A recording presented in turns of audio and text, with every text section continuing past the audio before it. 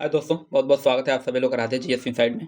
और इस वीडियो के माध्यम से हम लोग ना अभी जो आरडब्ल्यूए का जो 65 अंकों वाली जो बुक आई है, इसमें मतलब अलग-अलग पार्ट हैं जैसे कि एनवायरनमेंट, ग्राम समाज, तो कंप्यूटर का आते इन सभी पार्ट में ना जो लास्ट में लगभग 250-300 एमसीक्यू दिया है, उन सभी हम लोग एमसीक्यू को देखेंगे। तो ज़्यादा देरी ना करते हुए शुरू करते हैं और स्टार्ट करने से पहले कहना चाहूँगा अभी तक आप लोग चैनल को सब्सक्राइब नहीं किए हैं तो ज़रूर कर लीजिए, ताकि जब भी अगला वीडियो डाला जाए तो इसका नोटिफिकेशन आप लोग को मिल सके। इस पे हम लोग लेखपाल के लिए एक प्रैक्टिस है डेली और इसका जो मतलब अन्य पार्ट है जैसे कंप्यूटर हो गया, यूपी स्पेशल का है और ग्राम समाज का है, तो इन सभी को एमसीक्यू को मतलब अलग-अलग पार्ट में हम लोग देखेंगे। तो देखते हैं इसका पहला प्रश्न और देखिए इसका ज़्यादा हम लोग एक्सप्लेन नहीं करेंगे, बस सीधे-सीधे प्रश्न और उत्तर हम लोग देखेंगे इसका, ठीक है? क्योंकि वैसे भी बहुत ज़्यादा एमसीक्यू है इसमें। तो पहला प्रश्न इसमें कह रहा है कि जीवों और उसके चारों ओर पहला प्रश्न है कि जीवों और उसके चारों ओर की भौतिक एवं जैविक दशाओं तथा उनकी अंतःक्रिया के सम्मिलित रूप को पर्यावरण संरक्षण अधिनियम 1986 में क्या कहा गया है? तो पारिस्थितिकी तंत्र, पर्यावरण या जैव विविधता। तो इसका सही आंसर हो जाएगा जैव विविधता। ऑप्शन नंबर सी इसका सही हो जाएगा। इसको क्या कहा गया है? जैव विविधता। अगला है पर्यावरण संरक्षण अधिनियम 1986 के अनुसार पर्यावरण किन दशाओं का सम्मिलित रूप है? तो केवल प्राकृतिक संसाधन का, भौतिक एवं जैविक दशाएं तथा उनके साथ होने वाली अंतःक्रिया, केवल मानवीय गतिविधियां, केवल रासायनिक संगठन। इसका सही आंसर हो जाएगा ऑप्शन नंबर बी। देखिए पर्यावरण संरक्षण अधिनियम 1986 के अनुसार पर्यावरण किन दशाओं का सम्मिलित रूप है? तो वह है भौतिक एवं जैविक दशाओं तथा उनके साथ होने वाली अंतःक्रिया का, ठीक है? तो प्रश्न संख्या 2 हो गया। अगला प्रश्न है कि धर्म और नैतिकता। प्रश्न संख्या 3, धर्म, नैतिकता, प्रथाएं और विधि पर्यावरण के किस संगठन के अंतर्गत आते हैं? तो भौतिक संगठन, जैविक संगठन, अजैविक संगठन या सांस्कृतिक संगठन। तो इसका सही आंसर हो जाएगा सांस्कृतिक संगठन। जहाँ पे धर्म, नैतिकता आ जाएगा, ये प्रथाएं आएंगी, तो वो सांस्कृतिक संगठन के अंतर्गत आता है। तो ऑप्शन डी इसका सही हो जाएगा। नेक्स्ट प्रश्न देखते हैं, प्रश्न संख्या 4। देखिए प्रश्न संख्या 4 थोड़ा-सा दाएँ तरफ थोड़ा-सा कटा होगा, लेकिन कोई नहीं, वो पीडीएफ बनाने के में थोड़ा गड़बड़ी हो गई थी। तो पहला चौथा प्रश्न देखते हैं, कह रहा है कि ई क्लोरोटिका नामक समुद्री घोंघा अपना भोजन बनाने के लिए क्लोरोफिल किससे प्राप्त करता है? तो सूक्ष्म जीवों से, समुद्री जल से, शैवाल से या मृत पौधों से। तो इसका जो सही आंसर हो जाएगा ऑप्शन नंबर सी होगा, शैवाल से, ठीक है? ई क्लोरोटिका नामक समुद्री घोंघा अपना भोजन बनाने के लिए क्लोरोफिल किससे प्राप्त करता है? तो ये शैवाल से, ठीक है? अगला प्रश्न है प्रश्न संख्या 5। प्रश्न संख्या 5 कह रहा है कि झील के किनारे वह छिछला स्थान, झील के किनारे वह छिछला जल क्षेत्र जहाँ प्रकाश पूरी तरह पहुँचा है, क्या कहलाता है? तो वेलांचल क्षेत्र, गहरा क्षेत्र, सोरोबाजी क्षेत्र या नितलस्थ क्षेत्र। तो इसका जो सही आंसर होगा ऑप्शन नंबर ए हो जाएगा, वेलांचल क्षेत्र कहलाता है, ठीक है? क्या कहलाता है? वेलांचल क्षेत्र। झील के किनारे वह छिछला जल क्षेत्र जहाँ प्रकाश पूरी तरह पहुँचा पहुँचा है, क्या कहलाता है? तो वेलांचल क्षेत्र कहलाता है। ऑप्शन ए इसका सही हो जाएगा। अगला है प्रश्न संख्या 6। इसका कहना है कि झील के उस क्षेत्र को क्या कहते हैं जहाँ प्रकाश नहीं पहुँचा और वहाँ अंधकारमय होता है? झील को उस क्षेत्र को क्या कहते हैं जहाँ प्रकाश नहीं पहुँचा है और अंधकारमय होता है? अरे यार, बोलने में थोड़ा गड़बड़ी हो गया, कोई नहीं। ये ऑप्शन ए कह रहा है सरोजाबी क्षेत्र, वेलांचल क्षेत्र, गहरा क्षेत्र या प्रकाशित सतह। तो इसका जो सही आंसर हो जाएगा गहरा क्षेत्र कहलाता है, ठीक है? झील के उस क्षेत्र को क्या कहते हैं जहाँ प्रकाश नहीं पहुँचता और अंधकारमय होता है, तो वो गहरा क्षेत्र कहलाता है, अर्थात ऑप्शन नंबर सी इसका सही हो जाएगा। और अगला प्रश्न है प्रश्न संख्या 7। नेक्स्ट प्रश्न है प्रश्न संख्या 7 कह रहा है निकेत की संकल्पना वर्ष 1917 में किसके द्वारा प्रतिपादित की गई थी? तो अर्नेस्ट हैकल, जोसेफ ग्रिनल, एजी टॉन्सले या एपी ओडम के द्वारा। तो इसका जो सही आंसर हो जाएगा जोसेफ ग्रिनल है, ठीक है? प्रश्न संख्या 7 का आंसर क्या होगा? बी। देखिए निकेत की संकल्पना 1917 में किसके द्वारा प्रतिपादित की गई थी? तो जोसेफ ग्रिनल। ऑप्शन नंबर 20 का सही हो जाएगा। और निकेत सबसे पहली बात तो देखिए निकेत के बारे में थोड़ा समझाना है। तो निकेत वो स्थान होता है ना जहाँ एक तरह से जीव पर्टिकुलर रहता है, ठीक है? जैसे कि मान लीजिए एग्जाम्पल के तौर पे देखें तो जैसे मान लीजिए हम लोग घर में रह रहे हैं ना, तो हम लोग का पूरा एक घर क्या कहलाता है? आवास कहलाया हम लोग का क्षेत्र, ठीक है? लेकिन जिसमें पर्टिकुलर जिस हम रूम में रह रहे हैं वो हमारे लिए क्या हो जाएगा? निकेत हो जाएगा। और हर जानवरों के लिए ना निकेत अलग अलग होता है, आवास तो एक ही होता है। जैसे कि मान लीजिए सभी जानवरों का आवास क्या होता है? जंगल ही होता है, लेकिन उनका ना निकेत अलग अलग होता है। जैसे कि सांप के बिल में रहता है, शेर जो रहता है वो बिल जो है ना सांप के लिए निकेत होगा, लेकिन जो शेर रह रहा है वो गुफा में रह रहा है, तो वो गुफा क्या होगा ना उसके लिए निकेत होगा, लेकिन जंगल क्या होगा आवास होगा। ठीक है, ये थोड़ा सा डिफरेंस है इस सब में। तो खैर इसका जो सही आंसर होगा ऑप्शन नंबर बी होगा, जोसेफ ग्रीनले। अगला है, भारत सरकार द्वारा पर्यावरण मैत्रीपूर्ण उत्पादों के लिए इको मार्क योजना कब शुरू की गई थी? 1986, 1992, 1991 या सन 2002 में? तो इसका सही आंसर हो जाएगा 1991 में। भारत सरकार द्वारा पर्यावरण मैत्रीपूर्ण उत्पादों के लिए इको मार्क योजना कब शुरू की गई थी? 1991 में। ऑप्शन सी इसका सही होगा। ठीक है, और इको मार्क प्रश्न ये कई बार पूछा जा चुका, आप सभी लोग पता होगा कि इको मार्क किसके लिए दिया जाता है, तो पर्यावरण मैत्री उत्पादों के लिए इको मार्क दिया जाता है। अगला है प्रश्न संख्या 9। क्या है? प्रश्न संख्या 9 है कि नगरीय क्षेत्रों में नगर उष्मादीप अर्थात अर्बन हीट आइसलैंड बनने का मुख्य कारण क्या होता है? तो अत्यधिक वर्षा, कंक्रीट संरचनाओं द्वारा सूर्यताप का अधिक अवशोषण, या वृक्षारोपण में वृद्धि, या कृषि गतिविधियों में विस्तार। तो इसका सही आंसर हो जाएगा ऑप्शन नंबर बी, कंक्रीट संरचनाओं द्वारा सूर्यताप का अधिक अवशोषण। ऑप्शन बी इसका सही हो जाएगा। और देखिए कभी कभी प्रश्न पूछता है ना कि नगर उष्मादीप अर्थात अर्बन हीट आइसलैंड क्या होता है? तो ये होता है ना कि कुछ क्षेत्रों के मतलब जैसे कि जो नगर होता है ना, अपने आसपास के क्षेत्रों में नगरों का जो तापमान अधिक होता है, तो इसी को ना नगर उष्मादीप कहते हैं। कारण यही होता है कि कंक्रीट संरचनाओं तथा सूर्यताप का अधिक अवशोषण होता है। और जैसे कि मान लीजिए कोई शहर है, अब शहर के बगल में तो कुछ दूर 10-20 किलोमीटर दूर पे गांव है, तो वहाँ का तापमान कम होगा, लेकिन शहरों का तापमान अधिक होता है। अगला प्रश्न है सतत विकास, प्रश्न संख्या 10। तो प्रश्न संख्या 10 कह रहा है कि,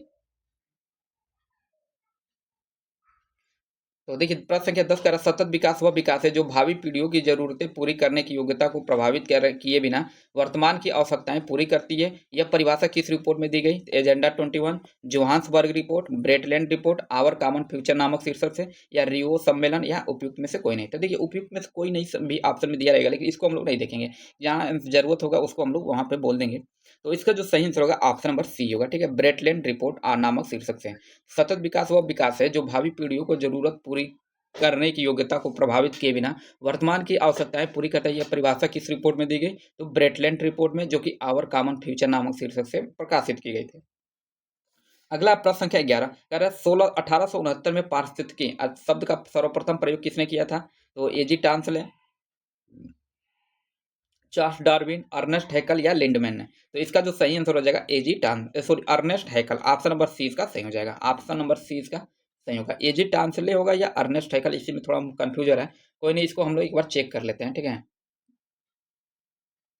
तो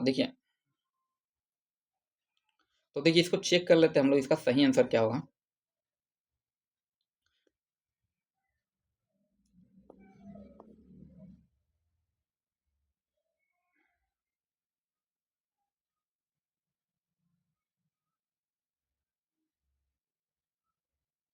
नेट काफ़ी स्लो है, इसकी वजह से थोड़ा टाइम लग रहा है। ठीक है, देखिए पारिस्थितिकी शब्द का सर्वोत्तम प्रयोग जीव विज्ञानी अर्नेस्ट हैकल ने किया था। सही है, प्रश्न आंसर इसका क्या है? सही है। ठीक है, तो देखिए इसका जो सही आंसर हो जाएगा अर्नेस्ट हैकल।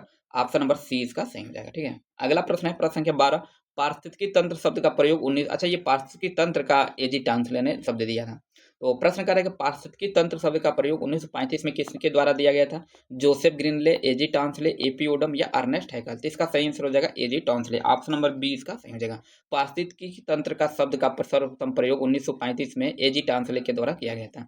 अगला कि पारिस्थितिकी तंत्र में ऊर्जा प्रवाह के संबंध में 10% का नियम किसने दिया था? टांसले, हैकल, लिंडमैन, या ओडम के द्वारा? तो इसका जो सही आंसर हो जाएगा लिंडमैन। ठीक है, पारिस्थितिकी तंत्र में ऊर्जा प्रवाह के संबंध में 10% का नियम जो था ना, ये लिंडमैन के द्वारा दिया गया था। तो ऑप्शन नंबर सी इसका सही हो जाएगा। अगला प्रश्न है लिंडमैन के नियम के अनुसार प्रत्येक पोषण स्तर पर कितनी ऊर्जा हस्तांतरित होती है? तो अभी हम लोग ऊपर देखे थे 10% का नियम था ये। तो ऑप्शन नंबर सी इसका सही हो जाएगा 10%। प्रश्न संख्या 14 का सही आंसर होगा सी। लिंडमैन के नियम के अनुसार प्रत्येक पोषण स्तर पर कितनी ऊर्जा हस्तांतरित होती है? तो 10%। तो ऑप्शन सी इसका सही हो जाएगा। अगला प्रश्न है कि उच्च वर्षा अर्थात 200 सेंटीमीटर से ज्यादा वर्षा वाले अमेजन और सुंदरवन किस प्रकार के वन पारितंत्र के उदाहरण है?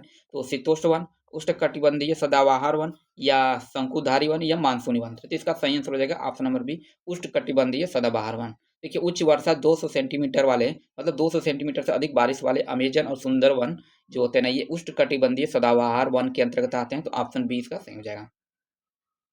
अगला प्रश्न है प्रश्न संख्या 16 होगा। तो ये कह रहा है कि ग्रेट इंडियन बस्टर्ड प्रश्न संख्या 16 है कि ग्रेट इंडियन बस्टर्ड नामक जीव भारत के किस पारितंत्र में पाया जाता है? तो टुंडा पारितंत्र, वन पारितंत्र, थार मरुस्थल पारितंत्र या जलीय पारितंत्र। तो इसका सही आंसर हो जाएगा ऑप्शन नंबर बी, थार मरुस्थल पारितंत्र। ग्रेट इंडियन बस्टर्ड नामक जीव भारत के किस पारितंत्र में पाया जाता है? तो थार मरुस्थल पारितंत्र में। ज्यादातर ये राजस्थान के रेगिस्तानों में पाया जाता है। अगला है प्रश्न संख्या 17, कह रहे पारिस्थितिकी तंत्र की ऊर्जा का सबसे प्रमुख स्रोत क्या है? तो भूतापीय ऊर्जा, सौर विकिरण, रासायनिक ऊर्जा या जीवाश्म ईंधन। तो देखिए पारिस्थितिकी तंत्र ऊर्जा का सबसे प्रमुख स्रोत देखा जाए ना, तो ये होता है सौर विकिरण। तो ऑप्शन नंबर बी इसका सही होगा। क्या होगा? ऑप्शन नंबर बी सही है। नेक्स्ट प्रश्न है कि शुद्ध प्राथमिक उत्पादन अर्थात एनपीपी, एनपीपी ज्ञात करने का सही तरीका क्या होता है? तो जीपीपी प्लस शोषण या जीपीपी प्लस शोषण या केवल शोषण ऊर्जा या संचित सकल संचित ऊर्जा। तो इसका जो सही आंसर हो जाएगा ऑप्शन नंबर बी होगा, जीपीपी माइनस शोषण। ठीक है, ऑप्शन नंबर बी इसका सही होगा, शुद्ध प्राथमिक उत्पादन ज्ञात करने का।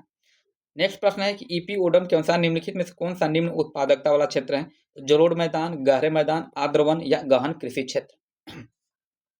तो ऑप्शन नंबर 20 का सही हो जाएगा। ठीक ठीक है, देखिए ईपी ओडम कौन सा निम्नलिखित में से कौन सा निम्न उत्पादकता वाला क्षेत्र है? तो गहरे सागर। यहाँ पे देखिए प्रकाश का उत्पाद मतलब प्रकाश का जो ऊर्जा होता है पहुंच नहीं पाता है, तो यहाँ पे कोई उत्पादकता नहीं होती है। तो यही ऑप्शन नंबर 20 का सही हो जाएगा। अगला प्रश्न है कि घास, टिड्डा, पक्षी। प्रश्न संख्या 20। तो प्रश्न संख्या 20 का है घास, टिड्डा,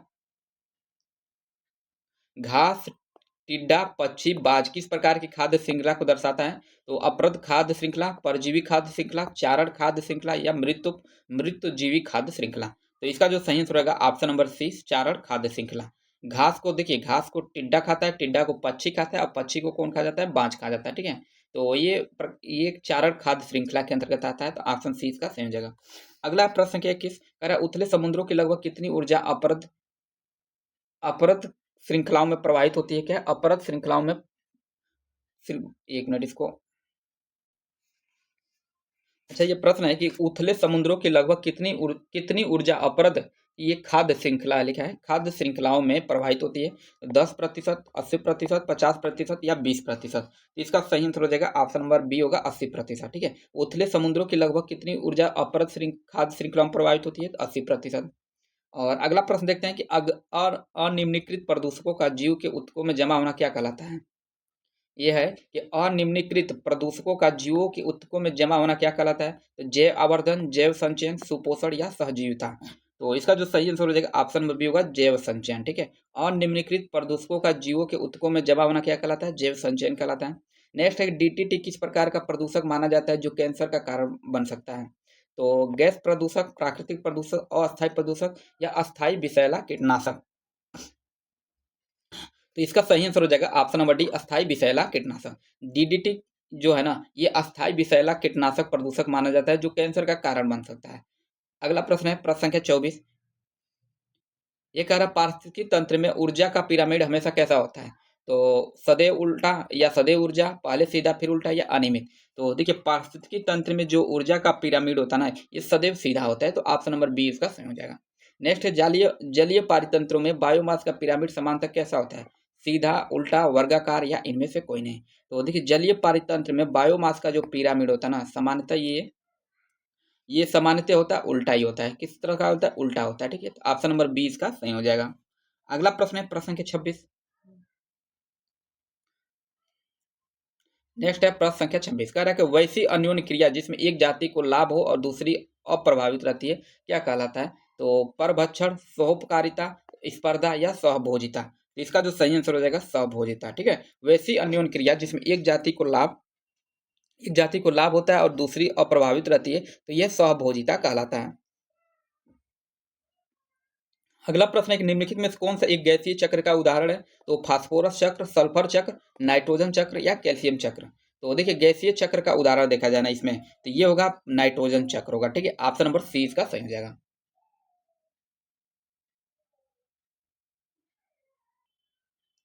तो देखिए प्रश्न संख्या 27 हो गया। नेक्स्ट प्रश्न है कि धान के खेतों में नाइट्रोजन स्थिरीकरण के लिए उत्तरदायी साइनोबैक्टीरिया कौन सा है? तो राइजोबियम, एनाबिना, फ्रैंकिया या क्लास्टियम। तो इसका जो सही आंसर होगा प्रश्न संख्या 28 का, ये होगा एनाबिना। ऑप्शन नंबर 20 का सही हो जाएगा। देखिए इसमें जितने भी एमसीक्यू प्रश्न टाइप ये जो प्रश्न दिए ना, एकदम टॉप प्रश्न है, एकदम समझिए कि महत्वपूर्ण प्रश्न है। ठीक है, ये पीसीएस एग्जाम में या किसी न किसी एग्जाम में प्रश्न पूछा ही गया है कहीं ना कहीं। तो बहुत सारे सारे प्रश्न हैं, सभी महत्वपूर्ण प्रश्न हैं। अगला प्रश्न है प्रश्न संख्या 29। नेक्स्ट प्रश्न है प्रश्न संख्या 29। ये कह रहा है कि दलहनी पौधों की जड़ों में सहजीवन द्वारा नाइट्रोजन स्थिरीकरण करने वाले जीवाणु कौन से हैं? तो एजिटोबैक्टर, राइजोबियम, फ्रेंगिया या एजोस्पिरिलम।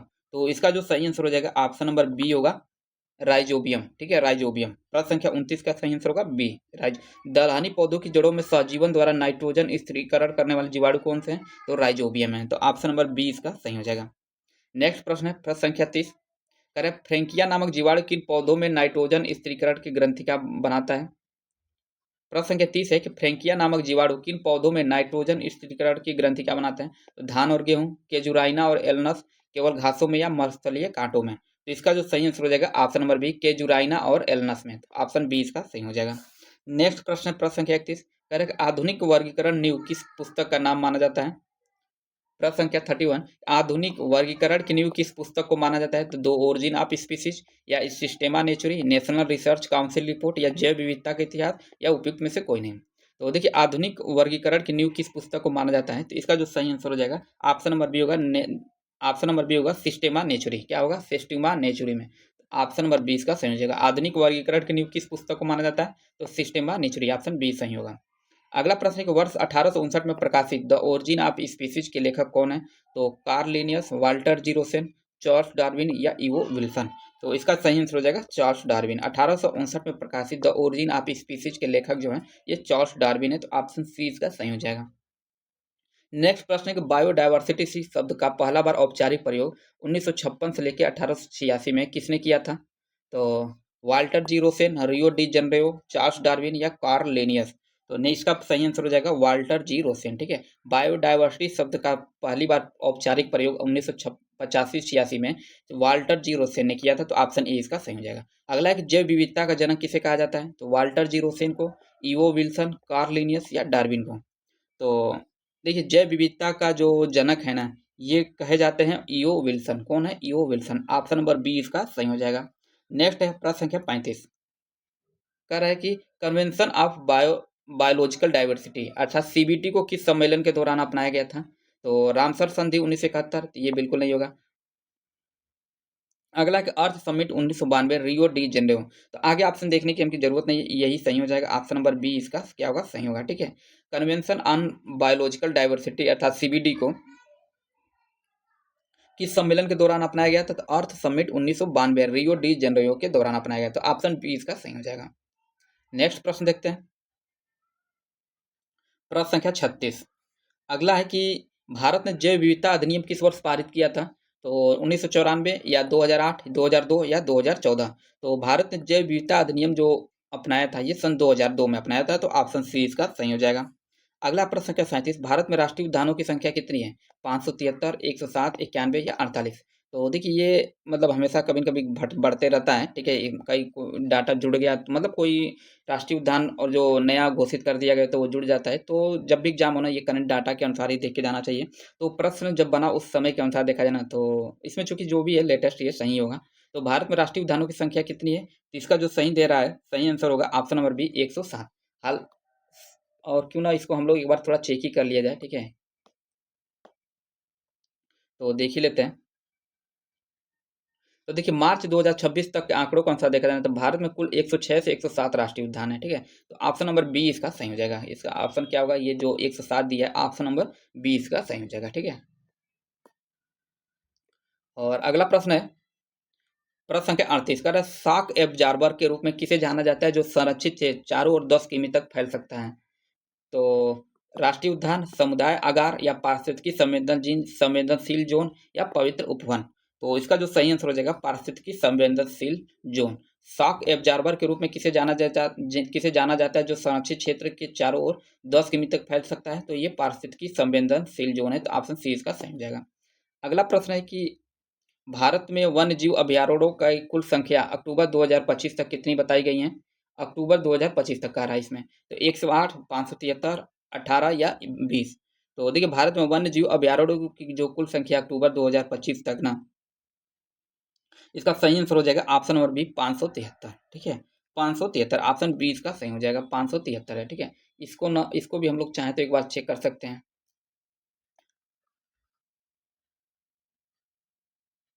तो देखिए अक्टूबर 2025 तक भारत में कुल 573 से लेके 574 हैं, तो यही होगा ऑप्शन बी इसका सही हो जाएगा। ठीक है, ऑप्शन नंबर बी इसका सही होगा। अगला कि इनमें से कौन सा पश्चिम बिहार हरियाणा के गुरुग्राम में स्थित है? तो घाना पश्चिम बिहार, सलीम अली पश्चिम बिहार, सुल्तानपुर पश्चिम बिहार या कोंडिया पश्चिम बिहार। इसका जो सही आंसर होगा ऑप्शन नंबर सी हो जाएगा, सुल्तानपुर पश्चिम बिहार। ये कहाँ पे है? तो हरियाणा में, हरियाणा के भी गुरुग्राम में है। नेक्स्ट प्रश्न है प्रश्न संख्या 41। ये कह रहा है संरक्षण आगार अर्थात कन्वेंशन रिजर्व का प्रबंधन किसके द्वारा किया जाता है?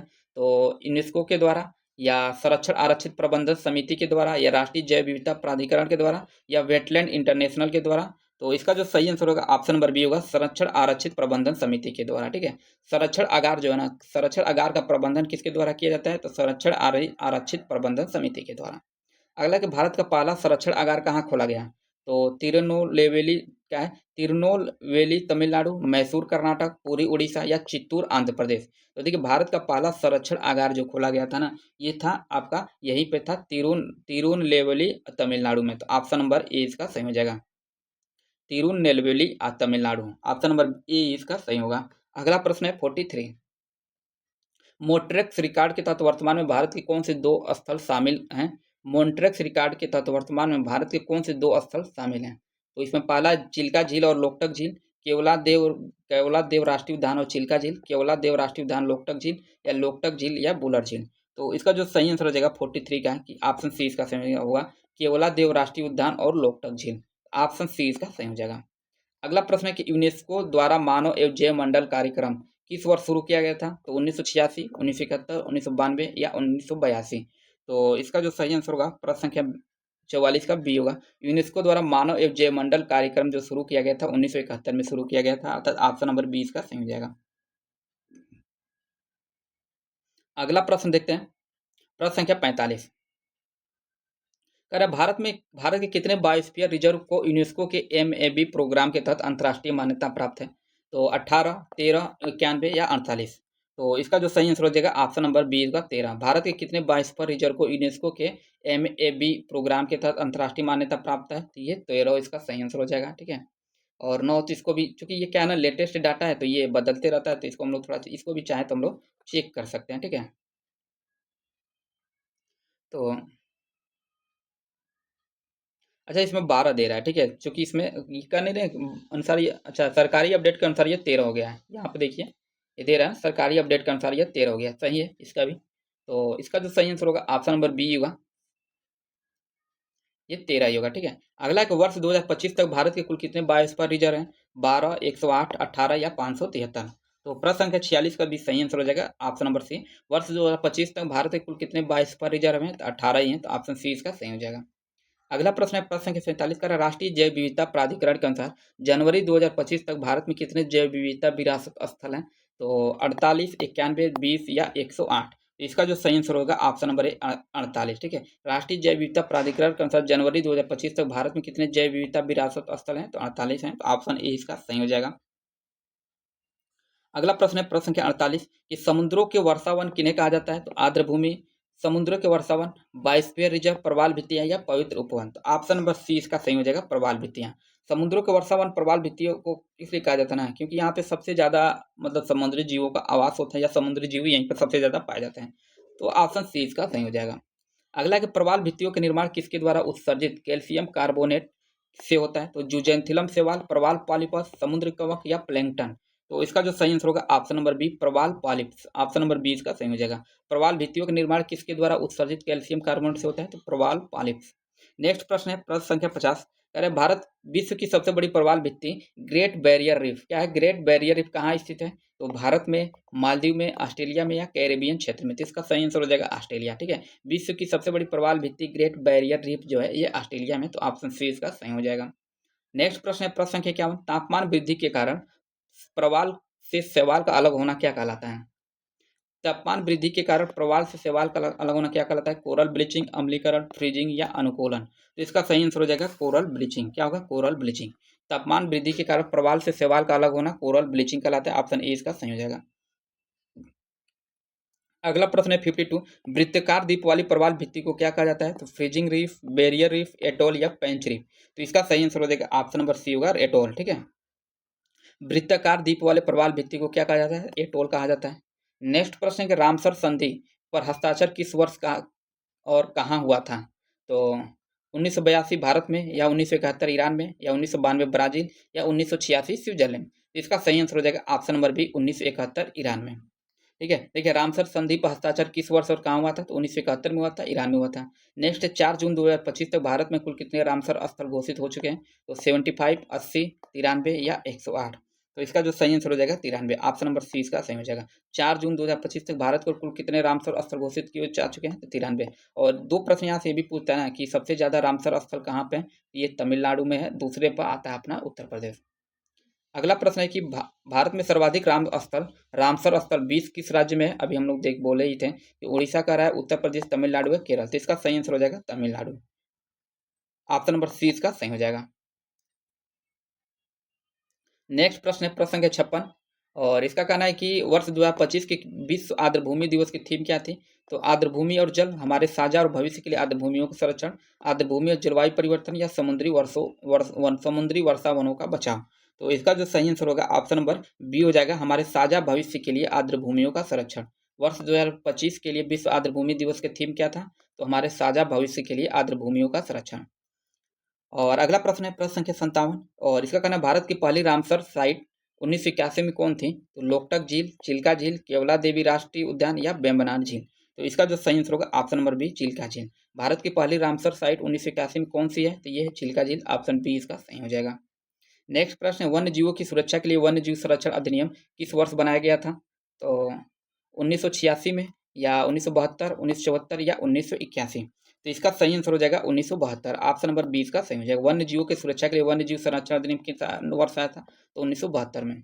अगला, इनमें से कौन सी विधि स्वस्थानीय संरक्षण के अंतर्गत आती है? तो चिड़ियाघर, जीन बैंक, राष्ट्रीय उद्यान, या वनस्पति उद्यान। तो इसका जो सही आंसर होगा option number C, option number C इसका सही हो जाएगा। देखिए दो तरह, मतलब इन सीट, मतलब किसी भी प्रजाति को संरक्षित करना ना करने के लिए दो तरह के संरक्षण किया जाता है। एक तो स्वस्थानीय, जिसको इन सीटू कन्वेंशन कहा जाता है, कंजर्वेशन कहा जाता है, और होता है एक होता है एक्स सीटू, अर्थात वाह्य स्थानीय संरक्षण के अंतर्गत आता है। तो इन सीटू के अंतर्गत वो होता है ना, तो जो जीव होता है ना उसके प्राकृतिक आवास में ही उसको संरक्षित किया जाता है। और एक्स सीटू होता है ना कि उस किसी भी जीव को उसके प्राकृतिक आवास से हटा के किसी वो दूसरे जगह एक तरह से उसी तरह से कृत्रिम आवास बना के उसमें संरक्षित किया जाता है। तो चिड़ियाघर में देखिए ये कृत्रिम, ये भी एक्स सीटू के अंतर्गत आता है। जीन बैंक ये भी एक्स सीटू के अंतर्गत आता है। ठीक है, और वनस्पति उद्यान ये भी एक्स सीटू के अंतर्गत आता है। बाकी राष्ट्रीय उद्यान जो है ना ये इन सीटू के अंतर्गत आता है।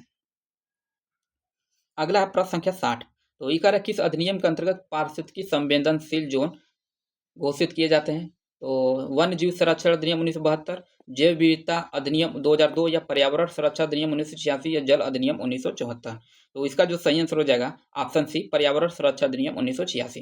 देखिए किस अधिनियम के अंतर्गत पारिस्थितिकी संवेदनशील जोन घोषित किए जाते हैं? तो पर्यावरण संरक्षण अधिनियम 1986 के तहत। तो ऑप्शन सी इसका सही हो जाएगा। नेक्स्ट प्रश्न है कि जैव विविधता का क्या अर्थ है? क्या कह रहा है कि जैव विविधता का अर्थ क्या है इसमें? तो केवल सूक्ष्म जीवों की संख्या, या किसी निश्चित भौगोलिक क्षेत्र में जीवों एवं वनस्पतियों की संख्या, केवल पर्वतीय क्षेत्र में पाए जाने वाले पौधों के प्रकार, या केवल समुद्र में पाए जाने वाले जीवों की विविधता। तो जैव विविधता का अर्थ देखा जा रहा तो ये होता है कि किसी निश्चित भौगोलिक क्षेत्र में जीवों एवं वनस्पतियों की संख्या। तो ऑप्शन बी इसका सही हो जाएगा। अगला प्रश्न है 62 कि जैव विविधता का संबंध किनसे है?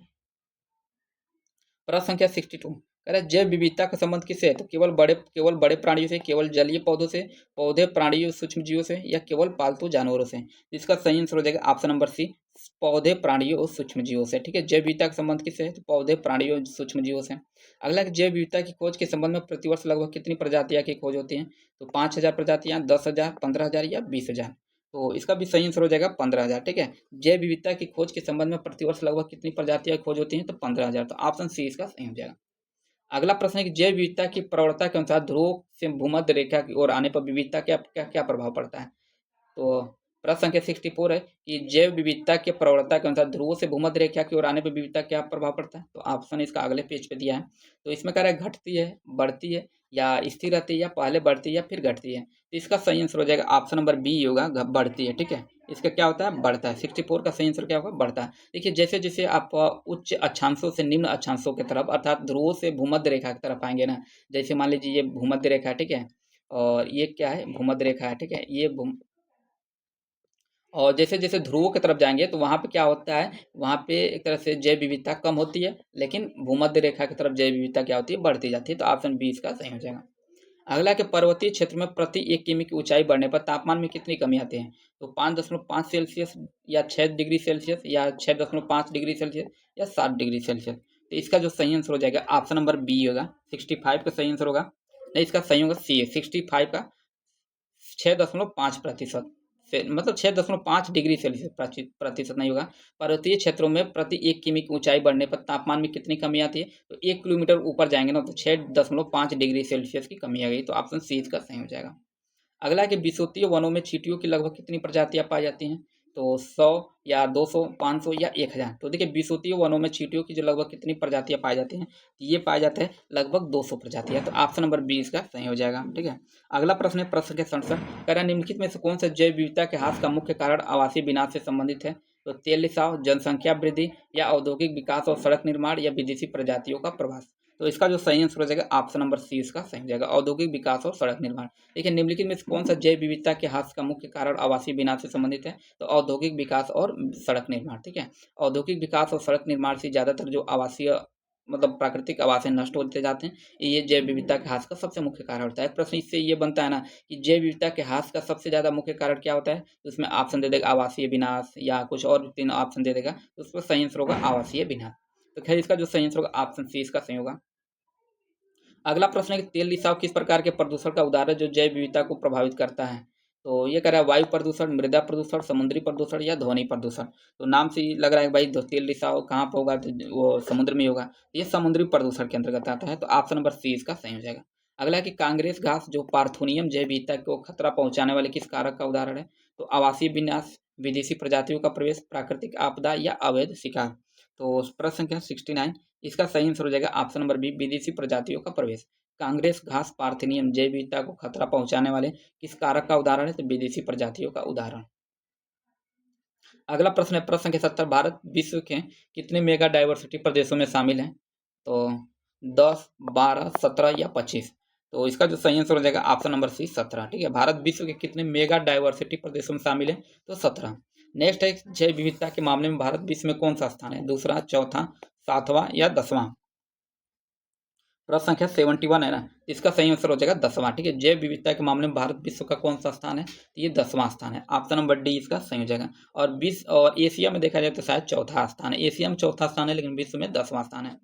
नेक्स्ट प्रश्न है कि ISFR 2023 के अनुसार भारत में कुल वन और वृक्ष आच्छादन कितना प्रतिशत है। 21.67, 24.56 या 25.17 या 33.33। तो इसका जो सही आंसर हो जाएगा ऑप्शन नंबर सी होगा, 25.17%। नेक्स्ट, भारत को कितने जैव भौगोलिक क्षेत्रों अर्थात बायो जियोग्राफिक जोन में विभाजित किया गया है। तो 5, 8, 10 या 15। तो देखिए भारत को कितने जैव भौगोलिक क्षेत्रों में विभाजित किया गया है, इसका जो सही आंसर होगा ऑप्शन नंबर सी होगा 10। ठीक है, 10 इसका सही आंसर हो जाएगा। अगला प्रश्न है कि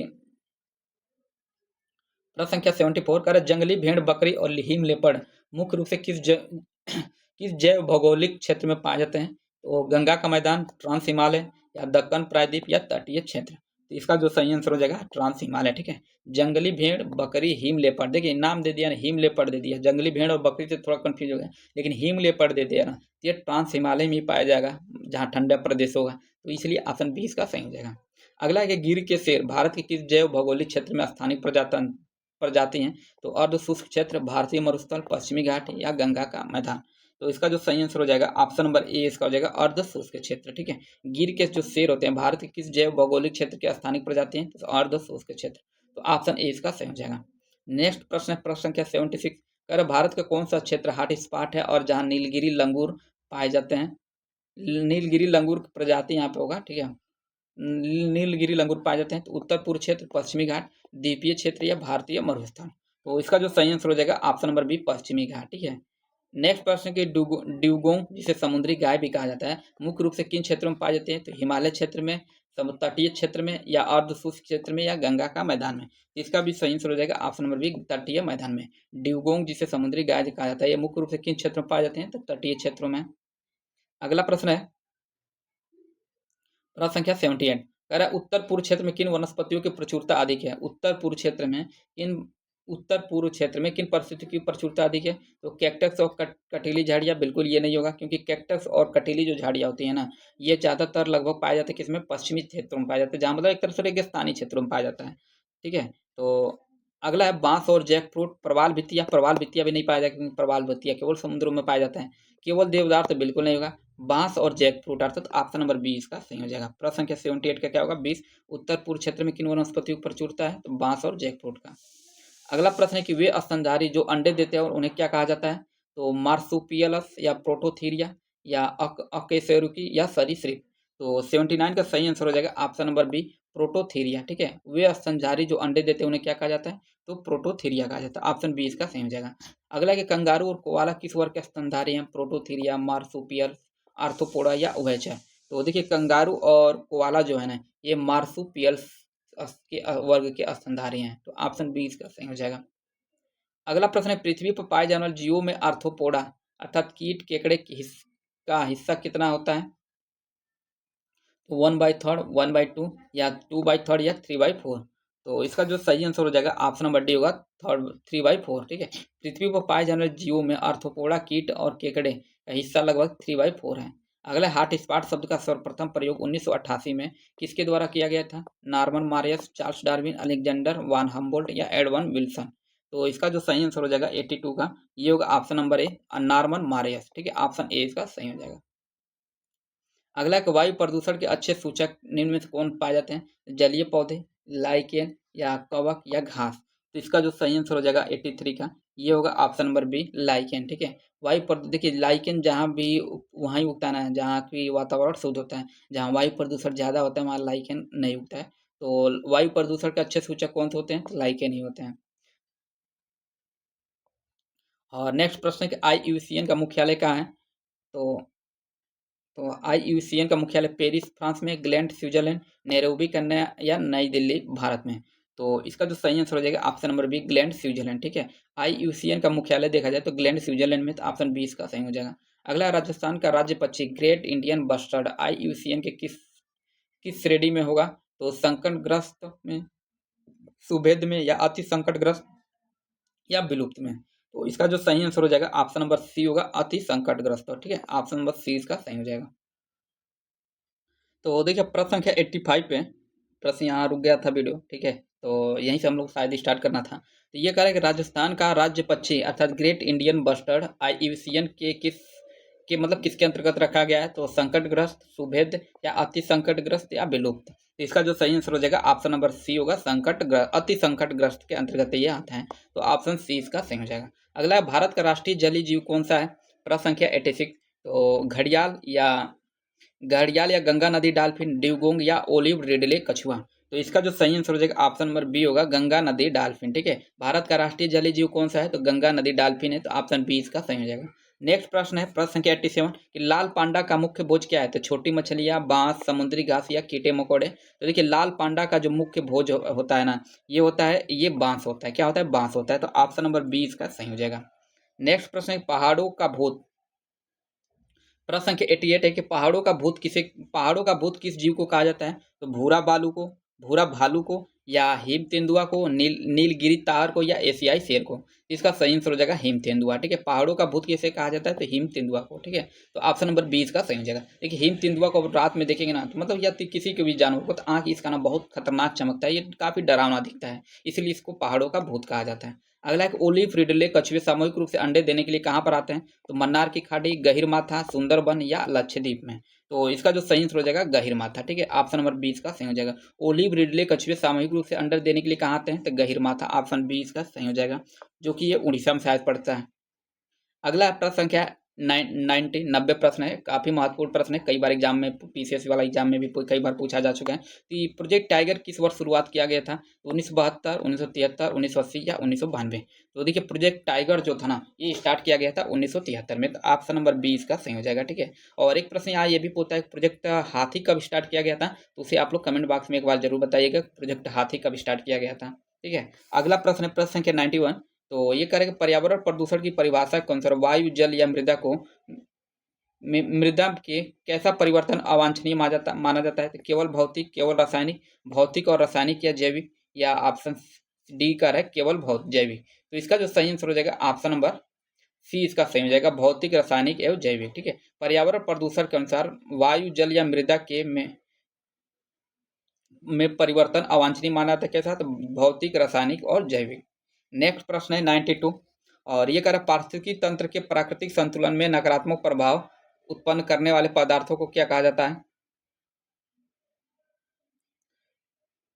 प्रश्न संख्या 92 कह रहे हैं पारिस्थितिकी तंत्र के प्राकृतिक संतुलन में नकारात्मक प्रभाव उत्पन्न करने वाले पदार्थों को क्या कहा जाता है? अपघटक, प्रदूषक, उत्प्रेरक या जैव विघटक? तो इसका जो सही आंसर हो जाएगा उत्प्रदूषक कहा जाता है, ठीक है।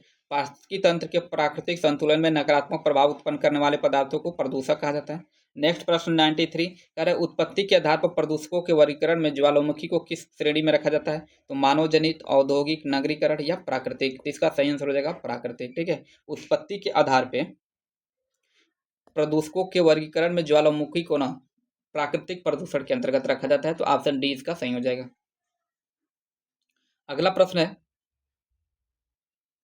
प्रश्न संख्या 94। इसका कहना अवस्था के आधार पर एरोसोल किस प्रकार का प्रदूषक है? तो तरल प्रदूषक है, गैसीय है, ठोस कणकीय है या प्राथमिक है? तो इसका जो सही आंसर हो जाएगा ठोस कणकीय, ठीक है। अवस्था के आधार पर जो एरोसोल होता है ना, ये ठोस कणकीय प्रदूषक के अंतर्गत आता है। तो ऑप्शन सी इसका सही हो जाएगा। नेक्स्ट एक निम्नलिखित में से कौन सा द्वितीय प्रदूषक का उदाहरण है? डीडीटी, पीएएन, प्लास्टिक या कार्बन मोनोऑक्साइड? सीओ को कार्बन मोनोऑक्साइड पढ़ते हैं। इसका सही आंसर हो जाएगा पीएएन, ठीक है। ऑप्शन नंबर बी इसका सही हो जाएगा। और देखिए द्वितीय प्रदूषक वो होता है जो प्राथमिक प्रदूषकों से उत्पन्न होता है।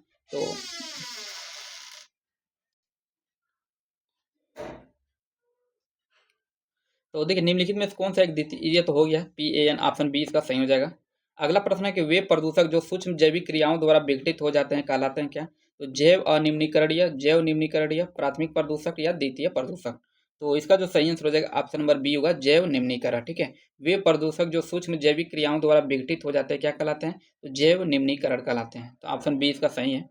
अगला प्रश्न है कि औद्योगिक क्रांति से पूर्व कार्बन डाइऑक्साइड की मात्रा 280 पीपीटी से थी, जो अब बढ़कर मतलब उसमें 280 पीपीटी थी, लेकिन अब बढ़कर लगभग कितनी हो गई है? पीपीटी नहीं पीपीएम है, ठीक है। तो इसका जो सही आंसर हो जाएगा 97 का, सीधे सीधे आंसर हम लोग देख लेते हैं। 400 पीपीएम प्लस है, ठीक है। तो औद्योगिक क्रांति से पूर्व कार्बन डाइऑक्साइड की मात्रा 280 पीपीएम थी, जो अब बढ़कर कितनी हो गई है? तो 400 पीपीएम हो गई है। नेक्स्ट प्रश्न देखते हैं प्रश्न संख्या 98। ये कह रहा है कि वायुमंडलीय उत्क्रमण अर्थात एटमॉस्फेरिक इन्वर्जन की स्थिति क्या होती है? तो गर्म वायु के ऊपर ठंडी वायु की परत बनी रहती है, या ठंडी वायु के ऊपर गर्म वायु की परत बनी रहती है, या ऊंचाई के साथ तापमान में वृद्धि होती है, या प्रदूषक ऊपरी वायुमंडल में चले जाते हैं? तो इसका जो सही आंसर हो जाएगा ऑप्शन नंबर बी होगा, ठंडी वायु के ऊपर गर्म वायु की क्या होती है? परत बन जाती है। 98 का सही आंसर क्या होगा? ठंडी वायु के ऊपर गर्म वायु की परत बन जाती है। तो ऑप्शन नंबर बी इसका सही हो जाएगा।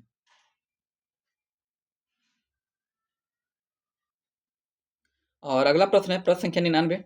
और इसका कहना शहरी क्षेत्रों का अपने चारों ओर क्षेत्रों के अपेक्षा अधिक गर्म शहरी क्षेत्रों का अपने चारों ओर के क्षेत्रों के अपेक्षा अधिक गर्म हो जाना क्या कहलाता है? तो ग्रीन हाउस प्रभाव, उष्मादीप, या वायुमंडलीय उत्क्रमण, या सुपोषण?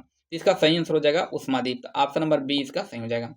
शहरी क्षेत्रों का अपने चारों ओर के क्षेत्रों के अपेक्षा अधिक गर्म होना क्या कहलाता है? उष्मादीप, हीट आइलैंड कहलाता है, ठीक है।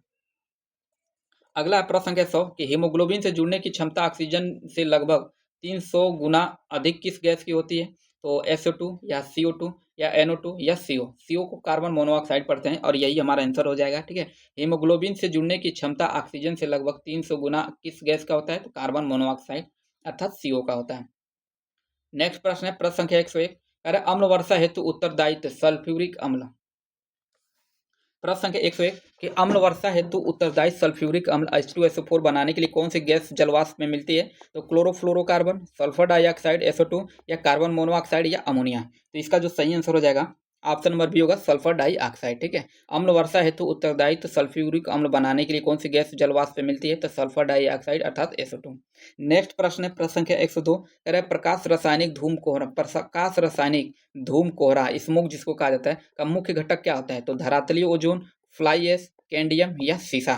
तो इसका जो सही आंसर हो जाएगा ऑप्शन नंबर ए होगा धरातलीय ओजोन। ठीक है, प्रकाशीय रासायनिक धूम कोहरा स्मोक का मुख्य घटक क्या होता है? धरातलीय ओजोन होता है। तो ऑप्शन ए इसका सही हो जाएगा। अगला प्रश्न है प्रश्न संख्या 103 कि ताप विद्युत गृहों अर्थात कोयले से निकलने वाले फ्लाई एश में मुख्य रूप से क्या पाया जाता है? तो इसमें क्या पाया जाता है? तो ammonia, aluminium silicate, methyl isocyanate या नाइट्रेट। तो इसका जो सही आंसर हो जाएगा ऑप्शन नंबर बी होगा एल्युमिनियम सिलिकेट। ठीक है, ऑप्शन नंबर बी इसका सही हो जाएगा। ताप विद्युत गृहों कोयला से निकलने वाले फ्लाई एश में मुख्य रूप से क्या होता है? तो एल्युमिनियम सिलिकेट होता है। तो ऑप्शन नंबर बी इसका सही हो जाएगा। नेक्स्ट प्रश्न है प्रश्न संख्या 104 होगा। प्रश्न संख्या 104 का कणकीय पदार्थ अर्थात PM2.5 का आकार कितने से कम होता है? तो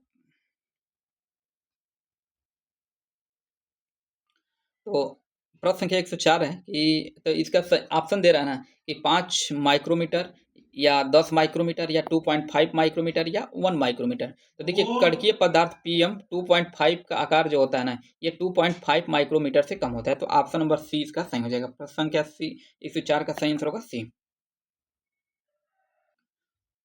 और देखिए अगला प्रश्न है प्रश्न संख्या 105 कह रहा है कि जल में ऑक्सीजन का स्तर कितने से कम होने पर उसे अत्यधिक प्रदूषित माना जाता है? तो 8.0 मिलीग्राम प्रति लीटर या 6 मिलीग्राम प्रति लीटर या 4 मिलीग्राम प्रति लीटर या 10 मिलीग्राम प्रति लीटर। इसका जो सही आंसर होगा ऑप्शन नंबर सी होगा 4 मिलीग्राम प्रति लीटर। जल में ऑक्सीजन का स्तर कितने से कम होने पर अत्यधिक प्रदूषित माना जाता है? तो 4 मिलीग्राम प्रति लीटर। अगला प्रश्न है कि जल प्रदूषण का मापन सर्वाधिक बेहतर विकल्प किसे माना जाता है? जो कुल कार्बनिक पदार्थों के ऑक्सीकरण को मापता है, कुल कार्बनिक पदार्थों के ऑक्सीकरण को मापता है बीओडी, डीओ, सीओडी या पीएच मान। तो इसका जो सही आंसर हो जाएगा सीओडी। ठीक है, सीओडी मतलब केमिकल ऑक्सीजन डिमांड होता है, बीओडी मतलब बायोलॉजिकल ऑक्सीजन डिमांड होता है। तो जल प्रदूषण मापन का सर्वाधिक बेहतर विकल्प किसे माना जाता है? जो कुल कार्बनिक पदार्थों को ऑक्सीकरण को मापता है, तो सीओडी होगा। अगला है कि सुपोषण की प्रक्रिया में जल में किन पोषक तत्वों की वृद्धि होती है? तो पारा और सीसा, नाइट्रोजन और फास्फोरस, कैंडियम फ्लोराइड या ओजोन और अमोनिया। तो इसका जो सही आंसर हो जाएगा नाइट्रोजन और फास्फोरस। देखिए सुपोषण की प्रक्रिया में जल में किन पोषक तत्वों की वृद्धि होती है? तो नाइट्रोजन और फास्फोरस का, अर्थात ऑप्शन बी इसका सही हो जाएगा। अगला है प्रश्न संख्या 108 पेयजल में नाइट्रेट की अधिकता से कौन सा रोग होता है? पेयजल में नाइट्रेट की अधिकता से कौन सा रोग होता है? मिनी माता, itai itai, blue baby syndrome या ब्लैक फुट। तो इसका जो सही आंसर हो जाएगा ब्लू बेबी सिंड्रोम। ठीक है, पेयजल में नाइट्रेट की अधिकता से ना ब्लू बेबी सिंड्रोम होता है। तो ऑप्शन सी इसका सही हो जाएगा। अगला है प्रश्न संख्या 109 कैंडियम प्रदूषण के कारण होने वाला कौन सा रोग होता है? कैंडियम प्रदूषक के कारण कौन सा रोग होता है? तो इटाई इटाई, फ्लोरोसिस, इनेमिया या एस्बेस्टोसिस। तो इसका जो सही आंसर हो जाएगा इटाई इटाई। ठीक है, कैडमियम क्या है? कैडमियम प्रदूषण के कारण कौन सा रोग होता है? तो इटाई इटाई, इसलिए ऑप्शन ए इसका सही हो जाएगा। और अगला प्रश्न है ध्वनि की तीव्रता मापने की इकाई क्या होती है? तो ये तो सभी लोगों को पता होगा, जो ध्वनि की तीव्रता मापने की इकाई होती है डेसिबल होता है। तो ऑप्शन बी इसका सही हो जाएगा। नेक्स्ट प्रश्न है प्रश्न संख्या 111 कि जैवोपचार की वह तकनीकी जिसे प्रदूषित मृदा तक कूप के माध्यम से नियंत्रित वायु पहुंचाई जाती है? तो biosparging, bioventing, land farming या फाइटो निष्कर्षण। तो इसका सही आंसर हो जाएगा बायो वेटिंग। ठीक है, जैवोपचार की वह तकनीकी जिसमें प्रदूषित मृदा तक कूप के माध्यम से नियंत्रित वायु पहुंचाई जाती है, तो ये बायो वेटिंग कहलाती है। तो ऑप्शन बी इसका सही हो जाएगा। अगला है कि आयल जैम्पर तकनीकी में कितने बैक्टीरिया की संकाय का प्रयोग किया जाता है? कितने बैक्टीरिया की संकाय का प्रयोग किया जाता है? तो 2, 3, 5 या 10। तो इसका जो सही आंसर हो जाएगा ऑप्शन नंबर सी होगा 5। ठीक है, और आयल जैम्पर क्या होता है ना कि देखिए समुद्रों में जब तेल का रिसाव हो जाता है और तेल समुद्री सतह पर फैल जाता है, तो उसको हटाने के लिए ना एक तरह से बैक्टीरिया का ही प्रयोग किया जाता है। तो वही है प्रश्न कि आयल जैम्पर में तकनीकी में कितने बैक्टीरिया की संकाय का प्रयोग किया जाता है? तो 5 प्रकार के बैक्टीरिया। ऑप्शन बी इसका सही हो जाएगा। अगला है प्रश्न संख्या 113 1984 की भोपाल गैस त्रासदी में किस विषैली गैस का रिसाव हुआ था? तो sulphur dioxide, methyl isocyanide, radon gas या कार्बन मोनोऑक्साइड। तो इसका सही आंसर हो जाएगा मिथाइल आइसोसाइनाइड, अर्थात ऑप्शन नंबर बी इसका सही हो जाएगा। 1984 के भोपाल गैस त्रासदी में किस विषैली गैस का रिसाव हुआ था? तो मिथाइल आइसोसाइनाइड, ऑप्शन बी इसका सही हो जाएगा। नेक्स्ट प्रश्न है प्रश्न संख्या 114 और इसका कहना है इमारतों के क्षरण के लिए जिम्मेदार स्टोन कैंसर का क्या है। इमारतों के क्षरण के लिए जिम्मेदार स्टोन कैंसर का कारण क्या होता है, तो अम्ल वर्षा, फ्लाई ऐश, ओजोन क्षरण या ई अपशिष्ट। तो देखिए इमारतों के क्षरण के लिए जिम्मेदार जो स्टोन कैंसर का कारण होता है ना, ये होता है अम्ल वर्षा होता है। क्या होता है, अम्ल वर्षा, अर्थात ऑप्शन नंबर ए इसका सही हो जाएगा। अगला कि मृदा से प्राकृतिक रूप से निकलने वाली कौन सी गैस वेंटिलेशन की कमी के कारण फेफड़े के कैंसर का कारण बनती है, तो हीलियम, रेडान, आर्गन या नाइट्रोजन। तो इसका सही आंसर हो जाएगा ऑप्शन नंबर बी, नाइट रेडान होगा। ठीक है, ऑप्शन नंबर बी होगा। देखिए मृदा से प्राकृतिक रूप से निकलने वाली गैस कौन सी गैस वेंटिलेशन की कमी के कारण फेफड़े के कैंसर का कारण बनती है, रेडान। नेक्स्ट प्रश्न है प्रश्न संख्या 116 कर केंद्रीय प्रदूषण नियंत्रण बोर्ड अर्थात सीपीसीबी का गठन किस अधिनियम के तहत किया गया, तो वायु अधिनियम 1981 या जल रोकथाम नियंत्रण अधिनियम 1974 या पर्यावरण संरक्षण अधिनियम 1986 या एनजीटी अधिनियम 2010। तो इसका जो सही आंसर हो जाएगा ऑप्शन नंबर बी, जल रोकथाम नियंत्रण अधिनियम 1974। केंद्रीय प्रदूषण नियंत्रण बोर्ड सीपीसीबी का गठन कब किया गया था, तो ऑप्शन नंबर बी के तहत जल रोकथाम नियंत्रण अधिनियम 1974 के तहत। अगला प्रश्न है प्रश्न संख्या 117 हो गया, 118 देखना है। ठीक है,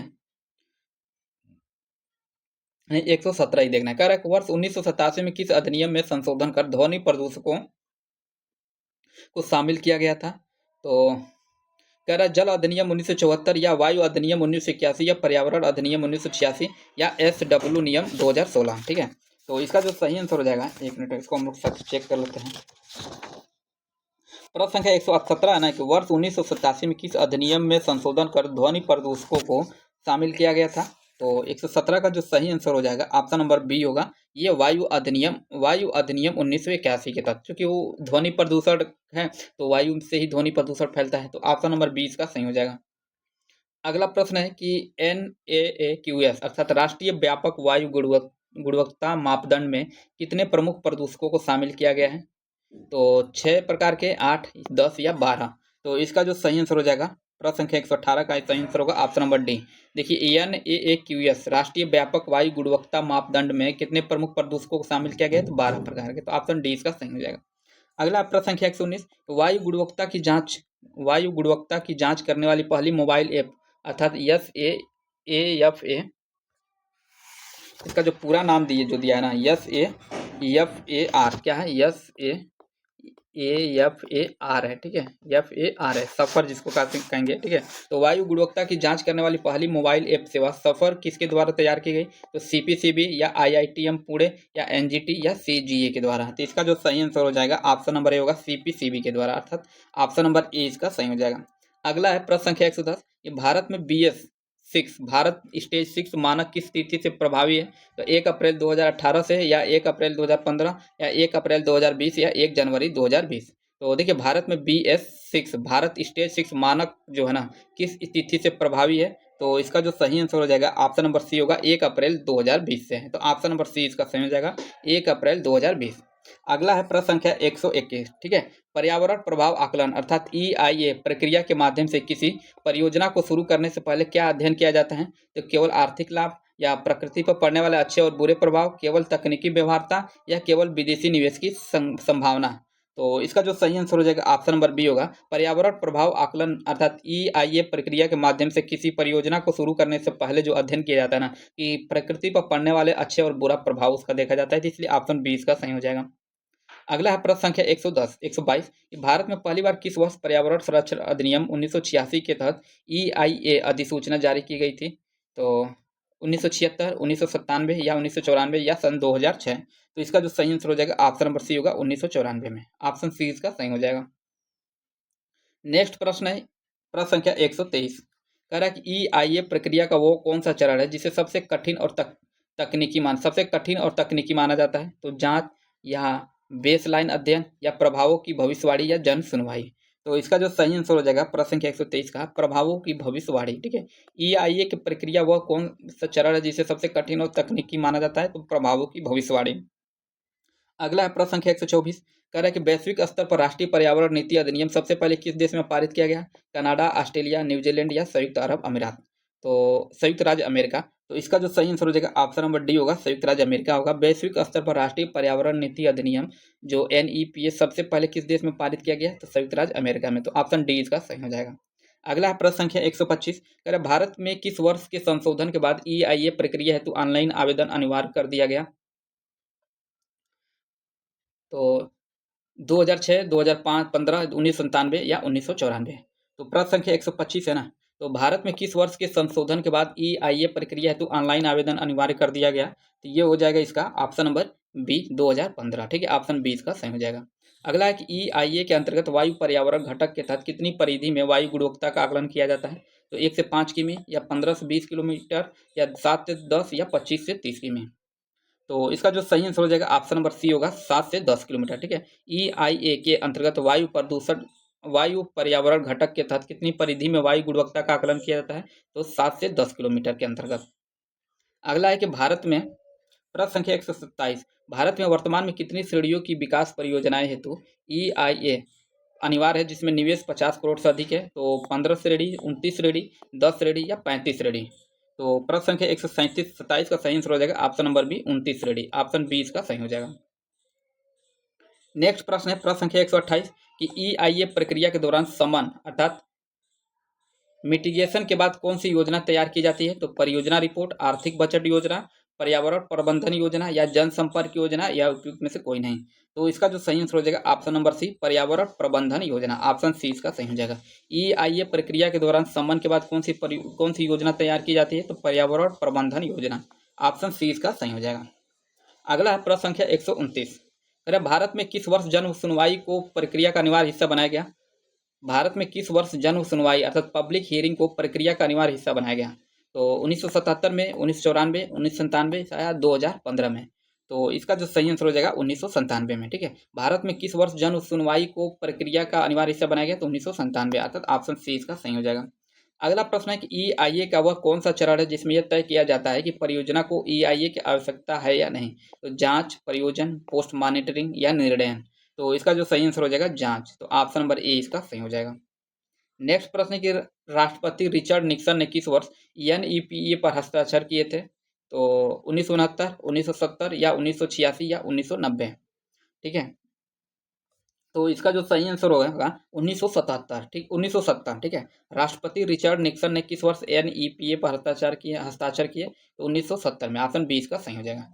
अगला प्रश्न है कि जोखिम आकलन अर्थात जोखिम आकलन घटक के अंतर्गत मुख्य रूप से किन आपदाओं का प्रबंधन शामिल है? तो बेरोजगारी और मंदी, कुपोषण और बीमारी, या ऑप्शन सी में देखते हैं क्या दे रहा है, नेक्स्ट पेज पे होगा ये। ठीक है, और ऑप्शन सी में कर आग और विस्फोटक और लीकेज, और डी कर मृदा अपरदन। इसका सही आंसर हो जाएगा आग, विस्फोट और लीकेज ही सही होगा। ऑप्शन सी इसका सही हो जाएगा। अगला प्रश्न संख्या 133, ये अगर भारत में नदी घाटी परियोजना के पर्यावरणीय परीक्षण के साथ EIA की शुरुआत कब हुई थी? तो 1966-77 या 1994-95, 1986-87 या 2005-06 में। तो इसका जो सही आंसर हो जाएगा ऑप्शन नंबर ए होगा 1976-77 में। भारत में नदी घाटी परियोजना की पर्यावरणीय परीक्षण के साथ EIA की शुरुआत कब हुई थी? 1976-77 में। तो ऑप्शन ए इसका सही हो जाएगा।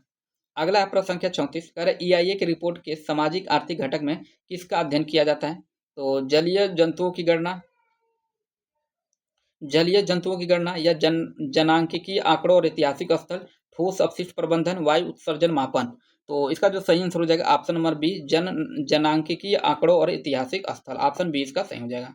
अगला है प्रश्न संख्या 135, कह रहा है कि 2015 के संशोधन के अनुसार पर्यावरण मंजूरी की वैधता को 5 वर्ष से बढ़ाकर कितना कर दिया गया है? तो 10 वर्ष, 6 वर्ष, 8 वर्ष या 7 वर्ष। तो इसका सही आंसर हो जाएगा 7 वर्ष। ठीक है, 2015 के संशोधन के अनुसार पर्यावरण मंजूरी की वैधता जो ना 5 वर्ष से बढ़ाकर कितना कर दिया गया? 7 वर्ष। तो ऑप्शन डी इसका सही हो जाएगा। अगला प्रश्न है प्रश्न संख्या 136 कि पृथ्वी के औसत तापमान और मौसम के पर्यटन में होने वाली दीर्घकालिक बदलाव को क्या कहा जाता है? तो वैश्विक तापमान, जलवायु परिवर्तन, मौसमी उतार चढ़ाव या पारिस्थितिकी संतुलन। तो इसका जो सही आंसर होगा ऑप्शन नंबर बी होगा जलवायु परिवर्तन। ठीक है, पृथ्वी के औसत तापमान और मौसम के पैटर्न में होने वाले दीर्घकालिक बदलाव को क्या कहता है? जलवायु परिवर्तन। अगला के जलवायु परिवर्तन के जैविक संकेतों में किसको शामिल किया जाता है? तो हिमयुगों का परिवर्तन, ऐतिहासिक बाढ़ के रिकॉर्ड या वृक्ष के तनों का वलय या कोयला अवसादी निक्षेप। तो इसका जो सही आंसर हो जाएगा कोयला अवसादी निक्षेप। ठीक है, जलवायु परिवर्तन के जैविक संकेतों में किसको शामिल किया जाता है, तो कोयला अवसादी निक्षेप को। तो ऑप्शन नंबर डी इसका सही हो जाएगा। नेक्स्ट प्रश्न है प्रश्न संख्या 138। ये कह रहा है पूरा चुंबकत्व एवं सागर नितल प्रसारण जलवायु परिवर्तन के किस श्रेणी के संकेतक हैं, तो विवर्तनिक संकेतक, भौमिकीय संकेतक, जैविक संकेतक या ऐतिहासिक संकेतक। तो इसका जो सही आंसर हो जाएगा ऑप्शन नंबर ए विवर्तनिक संकेतक। ठीक है, पूरा चुंबकत्व एवं सागर नितल प्रसारण जलवायु परिवर्तन की श्रेणी के अंतर्गत आते हैं, तो विवर्तनिक संकेतक के अंतर्गत। नेक्स्ट प्रश्न 139 कि हरित गृह प्रभाव की अनुपस्थिति में पृथ्वी के औसत तापमान कितना गिर सकता था, तो 0 डिग्री सेंटीग्रेड, -15 डिग्री सेंटीग्रेड या -15 से 20 डिग्री सेंटीग्रेड या 25 डिग्री सेंटीग्रेड। तो ऑप्शन यही होगा, option number C -15 degree centigrade से 20 डिग्री सेंटीग्रेड। ठीक है, हरित गृह प्रभाव की अनुपस्थिति में पृथ्वी का औसत तापमान कितना गिर सकता था, -15 से 20 डिग्री, -20 डिग्री सेंटीग्रेड। अगला है प्रश्न संख्या 140।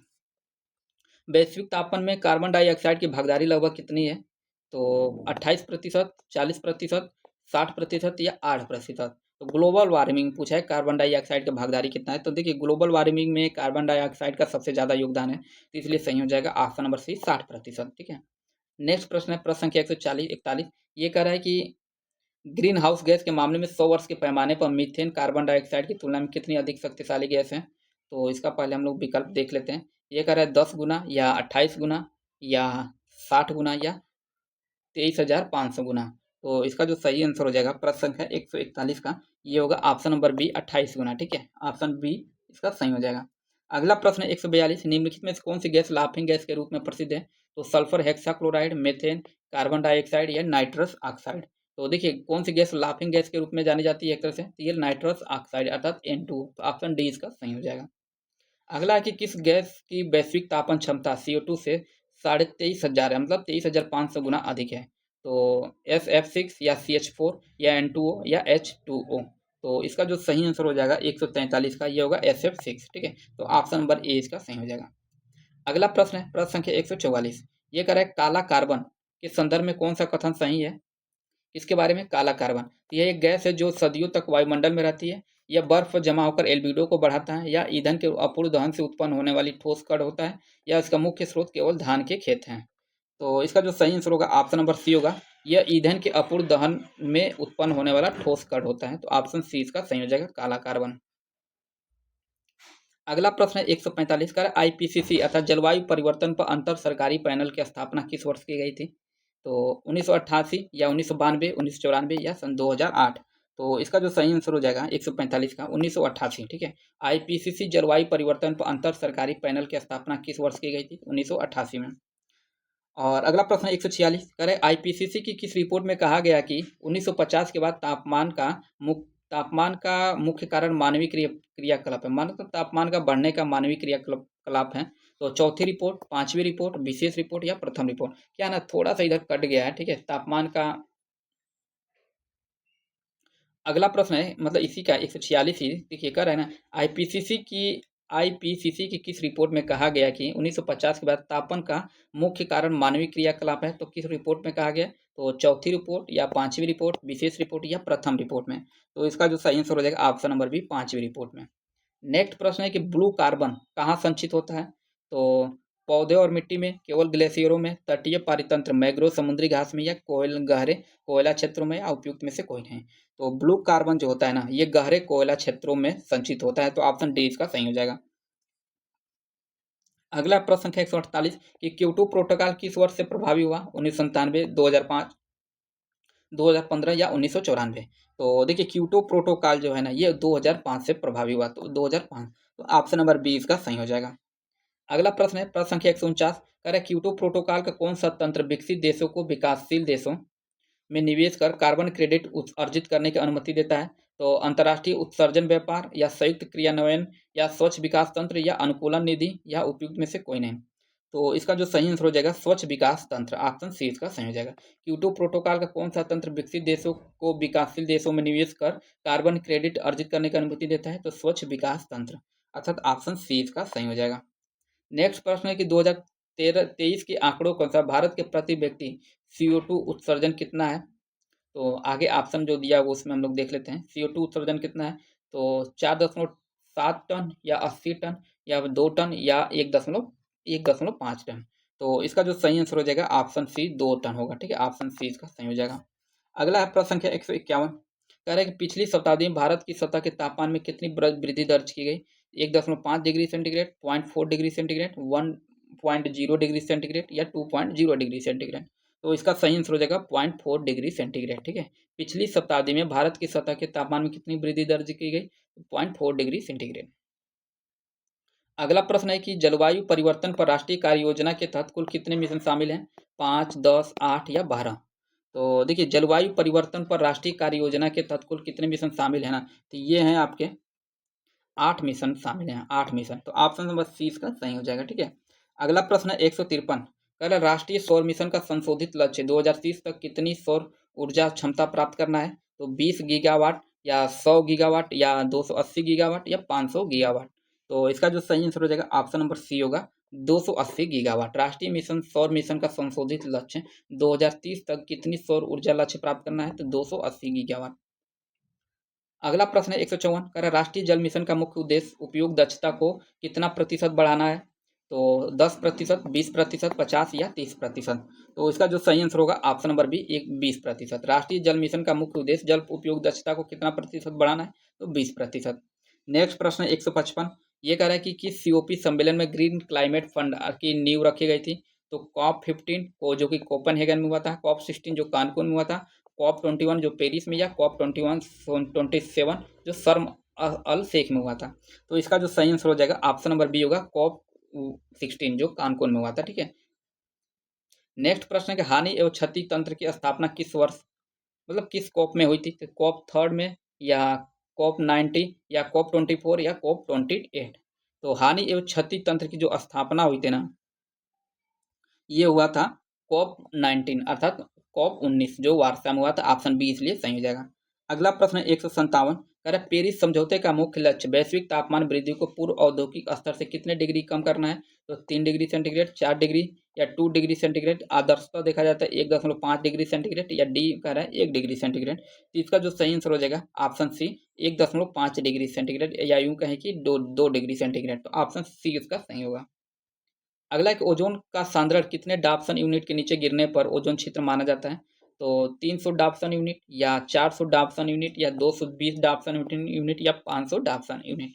तो इसका जो सही आंसर हो जाएगा ऑप्शन नंबर सी 220 डाप्सन यूनिट, ठीक है। ओजोन का सांद्रण कितने डाप्सन यूनिट से नीचे गिरने पर ओजोन छिद्र माना जाता है? तो 220 डाप्सन यूनिट। नेक्स्ट निम्नलिखित में कौन सा ओजोन विघटनकारी पदार्थ है? तो CFCS या हेलांस या HFCS या मिथाइल ब्रोमाइड। तो इसका जो सही आंसर हो जाएगा प्रश्न संख्या 159 क्या होगा? ये होगा HFCS, ठीक है। निम्नलिखित में कौन सा ओजोन विघटनकारी पदार्थ है? नहीं है, इसमें नहीं है पूछा है, ठीक है। तो HFCS होगा, ठीक है। CFC तो होता ही है, क्लोरोफ्लोरो कार्बन होता है। अगला प्रश्न है 160, कह रहा है अंटार्कटिका ओजोन क्षेत्र की खोज किस वर्ष की गई थी? तो 1974, 1985, 1987 या 1996। तो देखिए प्रश्न संख्या 160 है ना, तो अंटार्कटिका ओजोन छिद्र की जो खोज की गई थी ना, ये 1985 में की गई थी। तो ऑप्शन बी इसका सही हो जाएगा। अगला प्रश्न है 161, कह रहा है किंगाली समझौता का मुख्य लक्ष्य किसके उत्सर्जन को कम करना है? तो कार्बन डाइऑक्साइड, मीथेन या HFC, तो जिसे हाइड्रोफ्लोरोकार्बन कहा जाता है, नाइट्रोजन ऑक्साइड या उपयुक्त में से कोई नहीं। तो देखिए किंगाली समझौते का मुख्य लक्ष्य किसके उत्सर्जन उत्सर्जन को कम करना है? तो ये है HFCS जिसे हाइड्रोफ्लोरोकार्बन कहा जाता है। तो ऑप्शन सी इसका सही हो जाएगा।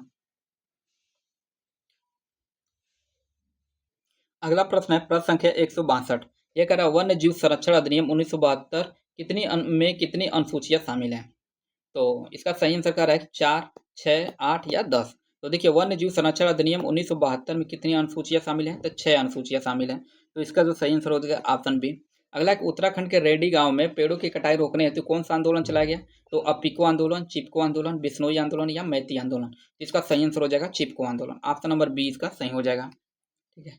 अगला प्रश्न है प्रश्न संख्या 164, कह रहा है भारत का प्रथम बायोस्फीयर रिजर्व कौन सा है? तो नंदा देवी या सुंदरवन या नीलगिरी या मन्नार की खाड़ी। तो इसका जो सही आंसर हो जाएगा 164, प्रश्न संख्या 164 का नीलगिरी। भारत का प्रथम बायोस्फीयर रिजर्व कौन सा है? तो नीलगिरी है। तो ऑप्शन नंबर सी इसका सही हो जाएगा। थोड़ा सा इसमें मुझे डाउट लग रहा है, थोड़ा सा एक बार इसको हम लोग चेक कर लेते हैं, ठीक है। तो देख ही लेते हैं। देखिए नीलगिरी बायोस्फीयर रिजर्व, ठीक है, सही है, नीलगिरी बायोस्फीयर रिजर्व। ये पहला मतलब भारत का प्रथम बायोस्फीयर रिजर्व है नीलगिरी। तो ऑप्शन नंबर सी इसका सही हो जाएगा। अगला है प्रश्न संख्या 165। ये कह रहा है क्षेत्रफल की दृष्टि से भारत का सबसे छोटा टाइगर रिजर्व कौन है? बोर, अमानगढ़, दुधवा या पेंच? तो इसका जो सही आंसर होगा बोर, ठीक है। क्षेत्रफल की दृष्टि से भारत का सबसे छोटा टाइगर रिजर्व कौन है? तो बोर ही है। तो ऑप्शन ए इसका सही हो जाएगा। अगला है प्रश्न संख्या 166। अरे आपदा प्रबंधन अधिनियम 2005 के अनुसार आपदा का कारण क्या हो सकता है? तो केवल प्राकृतिक, केवल मानवीय लापरवाही, प्राकृतिक या मानव निर्मित कारण, दुर्घटना या लापरवाही, केवल विवर्तनिक हलचल या उपयुक्त में से कोई नहीं। तो इसका सही आंसर हो जाएगा ऑप्शन नंबर सी। आपदा प्रबंधन अधिनियम 2005 के अनुसार आपदा का कारण क्या हो सकता है? तो प्राकृतिक या मानव निर्मित कारण, दुर्घटना या लापरवाही। ऑप्शन सी इसका सही हो जाएगा। अगला है कि आपदा के परिणाम स्वरूप निम्नलिखित में से क्या नहीं होता है? तो मानव का जीवन की क्षति, संपत्ति का विनाश, पर्यावरण का क्षरण, समुदाय की मुकाबला करने की क्षमता में वृद्धि। तो देखिए आपदा के परिणाम स्वरूप निम्नलिखित में से क्या नहीं होता है? तो समुदाय की मुकाबला करने की क्षमता में वृद्धि नहीं होता है, ठीक है। तो ऑप्शन नंबर डी इसका सही हो जाएगा। प्रश्न संख्या 167। आपदा के परिणाम स्वरूप निम्नलिखित में से क्या नहीं होता है? अगला कि मतलब कहने मतलब इस प्रश्न था ना कि आपदा आने के बाद से क्या होता है? तो मानव जीवन का बिना क्षति होता है, संपत्ति का विनाश होता है, पर्यावरण के क्षरण होता है, लेकिन मानव समुदाय में ना इस आपदा से लड़ने के लिए क्षमता विकसित नहीं होती है।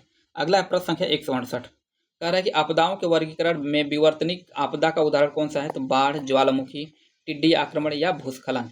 तो इसका जो सही आंसर हो जाएगा ऑप्शन नंबर बी होगा, ज्वालामुखी, ठीक है। आपदाओं के वर्गीकरण में विवर्तनिक जो होता है ना, टेक्टोनिक, जिसे प्लेट टेक्टोनिक कहते हैं, आपदा का कौन सा उदाहरण है? तो ये ज्वालामुखी का उदाहरण है। तो आप मतलब इसके बाद से ना विवर्तनिक, प्लेट टेक्टोनिक होता है, ज्वालामुखी ज्यादातर उत्पन्न होता है। तो ऑप्शन बी इसका सही हो जाएगा। अगला है प्रश्न संख्या 169। कह रहा है एनडीए में राष्ट्रीय प्रबंधन के अनुसार, राष्ट्रीय आपदा प्रबंधन प्राधिकरण के अनुसार भूकंप को कैसे परिभाषित किया गया है? तो इसका रहा धीमी गति से होने वाली घटना या बिना चेतावनी के होने वाली घटना जिसमें भूमि का हिंसक हिंसक आगे इसमें क्या है? प्रश्न संख्या कौन सा है? 169 है ना। तो इसके लिए ये होगा, एक मिनट इसको हम लोग थोड़ा सा चेक करते हैं। तो देखिए कह रहा ना बिना चेतावनी के होने वाली घटना जिसमें भूमि का हिंसक कंपन शामिल होता है। क्या ये क्या है? कंपन है। ये होना चाहिए कंपन, ठीक है। थोड़ा सा इधर कट गया है प्रिंट बनाने में। तो इसका सही आंसर यही होगा, ऑप्शन नंबर बी इसका सही आंसर हो जाएगा। नेक्स्ट प्रश्न है भारतीय प्लेट यूरेशियन प्लेट की ओर प्रतिवर्ष कितनी दूरी खिसक रहा है? तो लगभग 10 मिलीमीटर या लगभग 10 mm या लगभग 50 mm या लगभग 25 mm। तो इसका सही आंसर हो जाएगा लगभग 50 mm। ऑप्शन सी इसका सही हो जाएगा। भारतीय प्लेट यूरेशियन प्लेट की ओर प्रतिवर्ष कितनी दूरी पर खिसक रहा है? लगभग 50 mm। अगला एक भूकंपीय जोन जो पांचवा है, सर्वाधिक सक्रिय के अंतर्गत भारत का कितना प्रतिशत भूभाग है? तो ये 18%, 11 या 30 या 59%। तो इसका जो सही आंसर हो जाएगा ऑप्शन नंबर बी 11%, ठीक है। और इसके अंतर्गत ज्यादातर हिमालयी क्षेत्र आते हैं, गुजरात का भी कुछ क्षेत्र आता है। तो ऑप्शन बी इसका सही हो जाएगा। अगला है 172 कि दिल्ली एनसीआर किस भूकंपीय क्षेत्र जोन के अंतर्गत आता है? तो जोन 2 या जोन 3 या जोन 4 या जोन 5। तो देखिए दिल्ली एनसीआर जो है ना, ये जोन 4 के अंतर्गत आता है। जोन 4 भूकंपीय जोन मतलब भूकंपीय जोन 4 के अंतर्गत आता है। तो ऑप्शन सी इसका सही हो जाएगा। और अगला प्रश्न है प्रश्न संख्या 173। कह रहा 1967 में कोयना महाराष्ट्र में आया भूकंप किस कारण से हुआ था? तो ज्वालामुखी विस्फोट या जलाशय प्रेरित भूकंपीयता या सुनामी या विवर्तनिक प्लेटों का टकराव। तो इसका जो सही आंसर हो जाएगा जलाशय प्रेरित भूकंपीयता। तो ऑप्शन नंबर बी इसका सही हो जाएगा। अगला कि आधुनिक भारत का सबसे विनाशकारी भूकंप जो भूंज में आया था, जो कि गुजरात में आया था, किस तिथि को आया था? ये तो दिन कभी नहीं भूला जा सकता है क्योंकि ये जो आया था 26 जनवरी 2001 के दिन आया था। तो ऑप्शन नंबर सी इसका सही हो जाएगा। अगला प्रश्न है 175 के भारत की कुल तटरेखा की लंबाई कितनी है? तो 61 किलोमीटर या 11,098 किलोमीटर या 5,000 किलोमीटर या 8,000 किलोमीटर। तो प्रश्न संख्या 175 है ना, तो इसका सही आंसर हो जाएगा 11,098 किलोमीटर। भारत की कुल तटरेखा कितनी है? तो 11,098 किलोमीटर। नेक्स्ट है कि विश्व के कुल उष्णकटिबंधीय चक्रवातों का कितना प्रतिशत भारत में है? तो 5%, 20, 10 या 15। तो इसका जो सही आंसर हो जाएगा ऑप्शन नंबर सी इसका सही हो जाएगा 10%। विश्व की कुल उष्णकटिबंधीय चक्रवातों का कितना प्रतिशत भारत में हिस्सा आता है? तो ये 10%। अगला है प्रश्न संख्या 177। कह रहा है, अरब सागर की तुलना में बंगाल की खाड़ी में कितने गुना अधिक चक्रवात आते हैं? तो 2 गुना, 3 गुना, 4 गुना या 5 गुना। तो इसका जो सही आंसर हो जाएगा ऑप्शन नंबर सी होगा 4 गुना। ठीक है, अरब सागर की तुलना में बंगाल की खाड़ी में कितने गुना अधिक चक्रवात आता है? तो 4 गुना। कहने का मतलब बंगाल की खाड़ी में अधिक चक्रवात आता है, अरब सागर की तुलना में ज्यादा। अगला है प्रश्न संख्या 178। कह रहा है IMD के अनुसार वर्षा की दीर्घकालिक सामान्य किस प्रतिशत होने पर सूखा घोषित किया जाता है? तो सामान्य से 10%, सामान्य से 20%, सामान्य से 26% कम या 25% कम। तो इसका जो सही आंसर हो जाएगा ऑप्शन नंबर सी इसका सही होगा। ठीक है, सामान्य से 26% कम होने पर बारिश, और जो सामान्य से 26% कम हो रही है तो उसे दीर्घकालिक मतलब उसे सूखा घोषित किया कर दिया जाएगा। अगला प्रश्न संख्या 179। कह रहा है, भारत का कितना प्रतिशत हिस्सा पुरानी सूखे अर्थात पुरानी सूखे की समस्या से ग्रस्त है? तो 68%, 33%, 12 या 40%। भारत का कितना प्रतिशत हिस्सा पुरानी सूखे से समस्या से ग्रसित है? तो इसका जो सही आंसर हो जाएगा ऑप्शन नंबर बी 33%। ठीक है, भारत का नेक्स्ट है कि भारत का कितना भूमि क्षेत्र भूस्खलन के प्रति संवेदनशील है? तो 12.6%, 10%, 50%, सॉरी 25% या 5%। तो इसका जो सही आंसर हो जाएगा ऑप्शन नंबर है 12.6%। भारत का कितना भूमि क्षेत्र भूस्खलन के प्रति संवेदनशील है? तो 12.6%। अगला है कि जंगल की आग किस प्रकार के पेड़ों को शीर्ष जलते हैं और आग की हवा तेजी से फैलती है? कह रहे जंगल की आग के किस प्रकार में पेड़ों के शीर्ष जलते हैं, अर्थात पेड़ों के जो ऊपरी भाग होते हैं वो जलता है और आग हवा से तेजी से फैलते हैं। सतही आग तो बिल्कुल नहीं होगा, क्योंकि सतही आग के अंतर्गत ना जो जमीनी पे जो हम होते हैं वो ज्यादातर जलते हैं। ठीक है, और दूसरा कह रहा है कि भूमिगत आग, ये भी नहीं होगा। जमीनी आग, ये भी नहीं होगा। क्राउन फायर, ये होगा ऑप्शन नंबर डी। जंगल की आग के किस प्रकार के में पेड़ों के शीर्ष जलते हैं और आग हवा से तेजी से फैलती है? तो क्राउन फायर उसको कहा जाता है। अगला प्रश्न है 182। अगला प्रश्न है प्रश्न संख्या 182। कह रहा है, भारत का कितना क्षेत्र बाढ़ प्रवण अर्थात फ्लड प्रोन है? तो 20 million hectare, 40 million hectare, 60 million या 100 मिलियन हेक्टेयर। ठीक है, तो इसका जो सही आंसर हो जाएगा 40 मिलियन हेक्टेयर। ऑप्शन बी इसका सही हो जाएगा। और देखिए भारत का कितना क्षेत्र बाढ़ प्रवण है? तो 40 मिलियन हेक्टेयर। अगला है कि भारी वर्षा की शुरुआत में कितने घंटों के भीतर होने वाली घटना को आकस्मिक बाढ़ कहते हैं? तो 1 घंटा, 12 घंटा, 6 घंटा या 24 घंटा। तो देखिए भारी वर्षा की शुरुआत में कितने घंटों के भीतर होने वाली घटना को आकस्मिक बाढ़ कहते हैं? तो इसका जो सही आंसर हो जाएगा ऑप्शन नंबर सी होगा 6 घंटा। ठीक है, ऑप्शन सी इसका सही हो जाएगा। अगला प्रश्न 184 है कि इंडिया क्वेक अर्थात इंडिया क्वेक मोबाइल ऐप का उद्देश्य क्या है? तो बाढ़ की चेतावनी, वास्तविक समय में भूकंप की जानकारी, चक्रवात की ट्रैकिंग या सूखे की आकलन। तो देखिए इंडिया क्विक मोबाइल ऐप का उद्देश्य देखा जाना है तो ये वास्तविक समय में भूकंप की जानकारी देना है। तो ऑप्शन बी इसका सही हो जाएगा। ठीक है, अगला प्रश्न है प्रश्न संख्या 185। और इसका कहना है, आपदा प्रबंधन चक्र के किस चरण में बिल्ड बैंक बेटर का सिद्धांत अपनाया जाता है? बिल्ड बैंक बेटर का सिद्धांत अपनाया जाता है आपदा प्रबंधन चक्र के किस चरण में? तो समन, तैयारी, त्वरित अनुक्रिया या पुनर्निर्माण में। तो इसका जो सही आंसर हो जाएगा पुनर्निर्माण में। ठीक है, रिकंस्ट्रक्शन में। तो आपदा प्रबंधन चक्र के किस चरण में बिल्ड बैंक बेटर का सिद्धांत अपनाया जाता है? तो पुनर्निर्माण में। नेक्स्ट प्रश्न है कि राष्ट्रीय आपदा प्रबंधन प्राधिकरण अर्थात एनडीएमए का अध्यक्ष कौन होता है? तो गृह मंत्री, राष्ट्रपति, प्रधानमंत्री या जल शक्ति मंत्री। तो देखिए ये बहुत ही महत्वपूर्ण प्रश्न है क्योंकि ये 2021 या 22 के पीसीएस में भी प्रश्न पूछा जा चुका है। ठीक है, तो ऑप्शन सी इसका सही हो जाएगा, क्योंकि जो आपका आता हुआ प्रश्न गलत हो जाएगा ना वो मतलब नहीं, मतलब 2022 इसके पीसीएस में ही पूछा हुआ है। क्योंकि ये प्रश्न मेरा चूंकि गलत हो गया तो जब उस समय प्रश्न पूछा गया था तो मैं उसमें गृह मंत्री लगा दिया था। ठीक है, तो इसका जो सही आंसर होगा प्रधानमंत्री होगा। और चूंकि नया प्रश्न था ये भी उस समय, तो राष्ट्रीय आपदा प्रबंधन प्राधिकरण का अध्यक्ष कौन होता है? तो ये प्रधानमंत्री होता है। तो ऑप्शन सी इसका सही हो जाएगा। अगला है कि जिला आपदा प्रबंधन प्राधिकरण अर्थात डीडीएमए का प्रमुख कौन होता है? तो जिले का प्रभारी मंत्री, जिला कलेक्टर या मुख्य विकास अधिकारी या जिले का पुलिस अधीक्षक। तो इसका जो सही आंसर हो जाएगा ऑप्शन नंबर बी होगा, जिला कलेक्टर अर्थात डीएम। ऑप्शन नंबर बी इसका सही हो जाएगा। प्रश्न संख्या 187 कह रहा है कि जिला आपदा प्रबंधन प्राधिकरण डीडीएमए का प्रमुख कौन होता है? तो इसका जो सही आंसर है ऑप्शन नंबर बी, जिला कलेक्टर अर्थात डीएम। नेक्स्ट एक राष्ट्रीय आपदा मोचन बल जो एनडीआरएफ होता है में वर्तमान में कितनी बटालियन है? तो नेक्स्ट अगले पेज पे देखते हैं इसको। तो कह रहा है 10 या 15 या 6, 16 या 20। तो एनडीआरएफ में देखिए कुल कितने बटालियन है, ये है आपके, ये 16 बटालियन है। तो ऑप्शन सी इसका सही हो जाएगा। अगला है प्रथम राष्ट्रीय आपदा प्रबंधन योजना एनडीएमपी किस वर्ष जारी किया गया था? तो 2005, 2009, 2016 या 2009 में। तो इसका जो सही आंसर हो जाएगा ऑप्शन नंबर सी 2016। ठीक है, राष्ट्रीय आपदा प्रबंधन योजना किस वर्ष जारी किया गया? तो 2016 में। प्रधानमंत्री की 10 सूत्रीय एजेंडा में आपदा प्रबंधन में किसकी भागीदारी और नेतृत्व पर बल दिया गया है? तो बच्चों की, महिलाओं की, केवल वैज्ञानिकों की या केवल उद्योगपतियों की? तो इसका जो सही आंसर हो जाएगा महिलाओं की। ठीक है, प्रधानमंत्री के 10 सूत्रीय एजेंडा में आपदा प्रबंधन में किसकी भागीदारी और नेतृत्व पर बल दिया गया है? तो महिलाओं की आप नेतृत्व पर बल दिया गया। तो ऑप्शन 20 का सही हो जाएगा। और नेक्स्ट प्रश्न है 191 कि आपातकालीन प्रतिक्रिया और राहत के लिए गठित एनडीआरएफ क्या वित्त पोषण किस शुल्क से होता है? तो जीएसटी, कारपोरेट टैक्स या राष्ट्रीय आपदा आकस्मिक शुल्क या उपकर से? तो इसका जो सही आंसर हो जाएगा ऑप्शन नंबर सी उपकर से। ठीक है, ऑप्शन नंबर डी इसका सही हो जाएगा। अगला 192 आपदा मित्र योजना के तहत कितने जिलों में स्वयंसेवकों को प्रशिक्षित किया जा रहा है? तो 10 जिलों में, 20 जिलों में, 30 जिलों में या 50 जिलों में?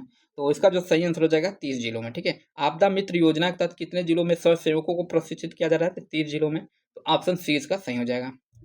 अगला है प्रश्न संख्या 193। ये कह रहा है कि 1984 की भोपाल गैस त्रासदी में किस गैस का रिसाव हुआ था? तो carbon monoxide, methyl isocyanide, sulphur dioxide या मेथेन? तो इसका जो सही आंसर हो जाएगा option number B methyl isocyanide. ठीक है, 1984 की भोपाल गैस त्रासदी में किस गैस का रिसाव हुआ था? तो मिथाइल आइसोसाइनाइड का। अगला है 2013 की उत्तराखंड बाढ़ को अन्य किस नाम से जाना जाता है? तो हिमालयी सुनामी, बादल विस्फोट, पहाड़ी चक्रवात या नदी उफान? तो इसका जो सही आंसर हो जाएगा हिमालयी सुनामी। ठीक है, ऑप्शन नंबर ए इसका सही हो जाएगा। 2013 की उत्तराखंड बाढ़ को किस अन्य नाम से जाना जाता है? तो हिमालयी सुनामी के नाम से। नेक्स्ट प्रश्न है प्रश्न संख्या 195। इसका कहना है कि भारत किस अंतर्राष्ट्रीय गठबंधन का संस्थापक सदस्य है? भारत किस अंतर्राष्ट्रीय गठबंधन का संस्थापक सदस्य है? तो आपदा प्रतिरोध बुनियादी ढांचे के लिए गठबंधन, सीडीआरआई या विश्व मौसम विज्ञान संगठन, रेड क्रॉस या आपदा राहत परिषद? तो ऑप्शन नंबर ए इसका सही हो जाएगा। भारतीय किस अंतर्राष्ट्रीय गठबंधन का संस्थापक सदस्य है? तो आपदा प्रतिरोधी बुनियादी ढांचे के लिए गठबंधन, अर्थात ऑप्शन ए इसका सही होगा। अगला प्रश्न 196 कि आपदा प्रबंधन अधिनियम 2005 में कुल कितनी धाराएं शामिल है? 11, 79 या 41 या 62? तो इसका जो सही आंसर हो जाएगा ऑप्शन नंबर 20 का सही होगा। आपदा प्रबंधन अधिनियम 2005 में कुल कितनी धाराएं शामिल हैं? तो ये 79 धाराएं शामिल हैं। तो ऑप्शन 20 का सही हो जाएगा। अगला है कि आपदा प्रबंधन अधिनियम 2005 की धारा 2 के अनुसार समन अर्थात मिटिगेशन का मुख्य उद्देश्य क्या है? तो आपदा के बाद पुनर्निर्वास करना, आपदा के जोखिम या प्रभाव को कम करना या कर्मियों को प्रशिक्षण देना? तो इसका जो सही आंसर हो जाएगा ना ऑप्शन बी इसका सही होगा। आपदा के जोखिम या प्रभाव को कम करना। ठीक है, आपदा प्रबंधन अधिनियम 2005 की धारा 2 के अनुसार समन का उद्देश्य क्या है? तो आपदा के जोखिम या प्रभाव को कम करना। नेक्स्ट प्रश्न देखते हैं प्रश्न संख्या 198 और इसका कहना है राष्ट्रीय आपदा प्रबंधन अर्थात एनडीएमए का पदेन अध्यक्ष कौन होता है? तो राष्ट्रीय आपदा प्रबंधन अधिनियम, तो गृह मंत्री, राष्ट्रपति, प्रधानमंत्री या कैबिनेट सचिव? तो इसका भी सही आंसर होगा प्रधानमंत्री। राष्ट्रीय आपदा प्रबंधन प्राधिकरण का पदेन अध्यक्ष प्रधानमंत्री ही होते हैं।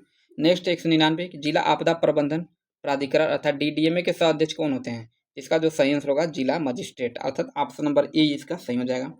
नेक्स्ट प्रश्न है प्रश्न संख्या 200 कह रहा है राहत सामग्री या धन दुरुपयोग गबन करने पर आपदा प्रबंधन अधिनियम 2005 की धारा 53 कितनी सजा मतलब कितनी सजा का प्रावधान करता है? तो 1 वर्ष तक जेल और जुर्माना, 3 वर्ष तक का जेल, 2 वर्ष तक का जेल और जुर्माना, केवल जुर्माना? तो इसका सही आंसर हो जाएगा 2 वर्ष तक का जेल और जुर्माना। ठीक है, राहत सामग्री या धन का दुरुपयोग गबन करने पर आपदा प्रबंधन अधिनियम 2005 की धारा 53 कितनी सजा का प्रावधान करता है? तो 2 वर्ष तक का जेल और जुर्माना। नेक्स्ट प्रश्न है कि आपदा प्रबंधन संशोधन अधिनियम 2005 के अनुसार आपदा की मानव निर्मित कारणों में क्या शामिल नहीं है? तो दुर्घटना, लापरवाही, कानून व्यवस्था से संबंधित स्थिति या पर्यावरण का क्षरण? तो इसका जो सही आंसर हो जाएगा ऑप्शन नंबर सी होगा पर्यावरण का क्षरण। ठीक है, आपदा प्रबंधन संशोधन अधिनियम 2025 के अनुसार आपदा की मानव निर्मित कारणों में क्या शामिल नहीं है? तो पर्यावरण का क्षरण। पर्यावरण का जो क्षरण होता है ये, तो ऑप्शन डी इसका सही हो जाएगा। अगला है प्रश्न संख्या 202। इसका कहना है शहरी आपदा प्रबंधन प्राधिकरण का गठन कहाँ किया जाएगा? शहरी आपदा प्रबंधन प्राधिकरण का गठन कहाँ किया जाएगा? प्रत्येक जिले में, केवल दिल्ली और चंडीगढ़ में, राज्य की राजधानी और नगर निगम वाले शहरों में या केवल ग्रामीण क्षेत्रों में? तो इसका जो सही आंसर हो जाएगा राज्य की राजधानियों और नगर निगम वाले शहरों में शहरी आपदा प्रबंधन प्राधिकरण का गठन कहाँ किया जाएगा? राज्य की राजधानी और नगर निगम वाले शहरों में। अगला है प्रश्न संख्या 203 कि आपदा प्रबंधन अधिनियम के किस धारा के तहत भेदभाव का निषेध किया गया है? धारा 51, धारा 61, धारा 71 या धारा 41। तो इसका जो सही आंसर हो जाएगा ऑप्शन नंबर बी धारा 61। ठीक है, आपदा प्रबंधन अधिनियम की किस धारा के तहत भेदभाव का निषेध किया गया है? तो धारा 61, अर्थात ऑप्शन बी इसका सही हो जाएगा। नेक्स्ट प्रश्न है प्रश्न संख्या 204। इसका कहना है राष्ट्रीय कार्यकारी समिति अर्थात एनईसी का अध्यक्ष कौन होता है? तो प्रधानमंत्री द्वारा नामित सदस्य, संबंधित केंद्रीय मंत्रालय का सचिव, रक्षा मंत्री या गृह सचिव। तो इसका जो सही आंसर हो जाएगा, अच्छा ऊपर वाला प्रश्न हम लोग देखे थे क्या कि आपदा प्रबंधन अधिनियम किस धारा के तहत भेदभाव का निषेध करता है? तो जो कि ये धारा 61 के अंतर्गत था। ऑप्शन नंबर बी इसका सही होगा, 203 का बी का। और बाकी ये 204 है। राष्ट्रीय ग्रामीण समिति एनईसी का अध्यक्ष कौन होता है? तो इसका जो सही आंसर होगा ना गृह सचिव होता है। राष्ट्रीय कार्यकारिणी समिति एनईसी का अध्यक्ष कौन होता है? ये गृह सचिव होता है। नेक्स्ट प्रश्न देखते हैं प्रश्न संख्या 205। ये कह रहा है आपदा प्रबंधन संशोधन अधिनियम 2025 अनुसार जिला योजना अर्थात डिस्ट्रिक्ट प्लान की समीक्षा कितने समय में होनी चाहिए? तो पहला दे रहा है हर साल या कम से कम हर 2 साल में एक बार। तो इसका जो यही आंसर भी हो जाएगा, आप आगे ऑप्शन देखने की नहीं जरूरत है, कम से कम हर 2 साल में एक बार, अर्थात ऑप्शन नंबर डी इसका सही हो जाएगा। नेक्स्ट प्रश्न है 206। प्रश्न संख्या 206 का रहा है कि आपदा गंभीरता के बारे में झूठी अफवाह क्या है? तो आपदा की गंभीरता के बारे में झूठी अफवाह फैलाने पर आपदा प्रबंधन अधिनियम 2005 की धारा 54 के अनुसार कितना 2005 की धारा 2005 की धारा 54 के अनुसार कितनी सजा हो सकती है? 2 वर्ष तक का जेल, 3 वर्ष तक का जेल, 1 वर्ष तक जेल या जुर्माना या 10,000 तक का जुर्माना। तो इसका सही आंसर हो जाएगा 1 वर्ष तक का जेल और जुर्माना, ऑप्शन सी इसका सही है। आपदा की गंभीरता के बारे में झूठी अफवाह फैलाने पर आपदा प्रबंधन अधिनियम 2005 की धारा 54 के अनुसार कितनी सजा हो सकती है? तो 1 वर्ष तक का जेल और जुर्माना दोनों। अगला प्रश्न है प्रश्न संख्या 207। इसका ना राष्ट्रीय आपदा प्रतिक्रिया बल एनडीआरएफ का नियंत्रण किसके पास है? तो एनआईडीएम राज्य सरकार, एनडीएमए या स्थानीय प्राधिकरण। तो इसका जो सही आंसर हो जाएगा ऑप्शन नंबर सी एनडीएमए के अंतर्गत, ऑप्शन सी इसका सही हो जाएगा। राष्ट्रीय आपदा प्रतिक्रिया बल एनडीआरएफ का नियंत्रण किसके पास है? तो एनडीएमए के पास है। और देखिए अभी तक आप लोग चैनल को सब्सक्राइब नहीं किया तो जरूर कर लीजिए और वीडियो को लाइक कर दीजिए और कमेंट बॉक्स में अपना मतलब जो सुझाव हो जरूर दीजिए। अगला है कि आपदा के दौरान निर्देशों के उल्लंघन पर आपदा प्रबंधन अधिनियम संशोधन 2025 के अनुसार अधिकतम कितना जुर्माना लगाया जा सकता है? 1,000, 5,000, 10,000 या 20,000। तो इसका जो सही आंसर हो जाएगा ऑप्शन नंबर सी होगा 10,000। ठीक है, आपदा के दौरान निर्देशों के उल्लंघन पर आपदा प्रबंधन अधिनियम संशोधन 2025 के अनुसार अधिकतम कितना जुर्माना लगाया जा सकता है? तो 10,000। अगला है प्रश्न संख्या 209। राज्य आपदा प्रबंधन प्राधिकरण क्या है? राज्य आपदा प्रबंधन प्राधिकरण एसडीएमए के अधिकतम कितने सदस्य हो सकते हैं अध्यक्ष के अलावा? तो 9 सदस्य, 8 सदस्य, 5 सदस्य या 10 सदस्य। तो इसका जो सही आंसर हो जाएगा ऑप्शन नंबर बी होगा 8 सदस्य। ठीक है, राष्ट्रीय आपदा प्रबंधन प्राधिकरण एसडीएमए में अधिकतम कितने सदस्य हो सकते हैं अध्यक्ष के अलावा? 8 सदस्य हो सकते हैं।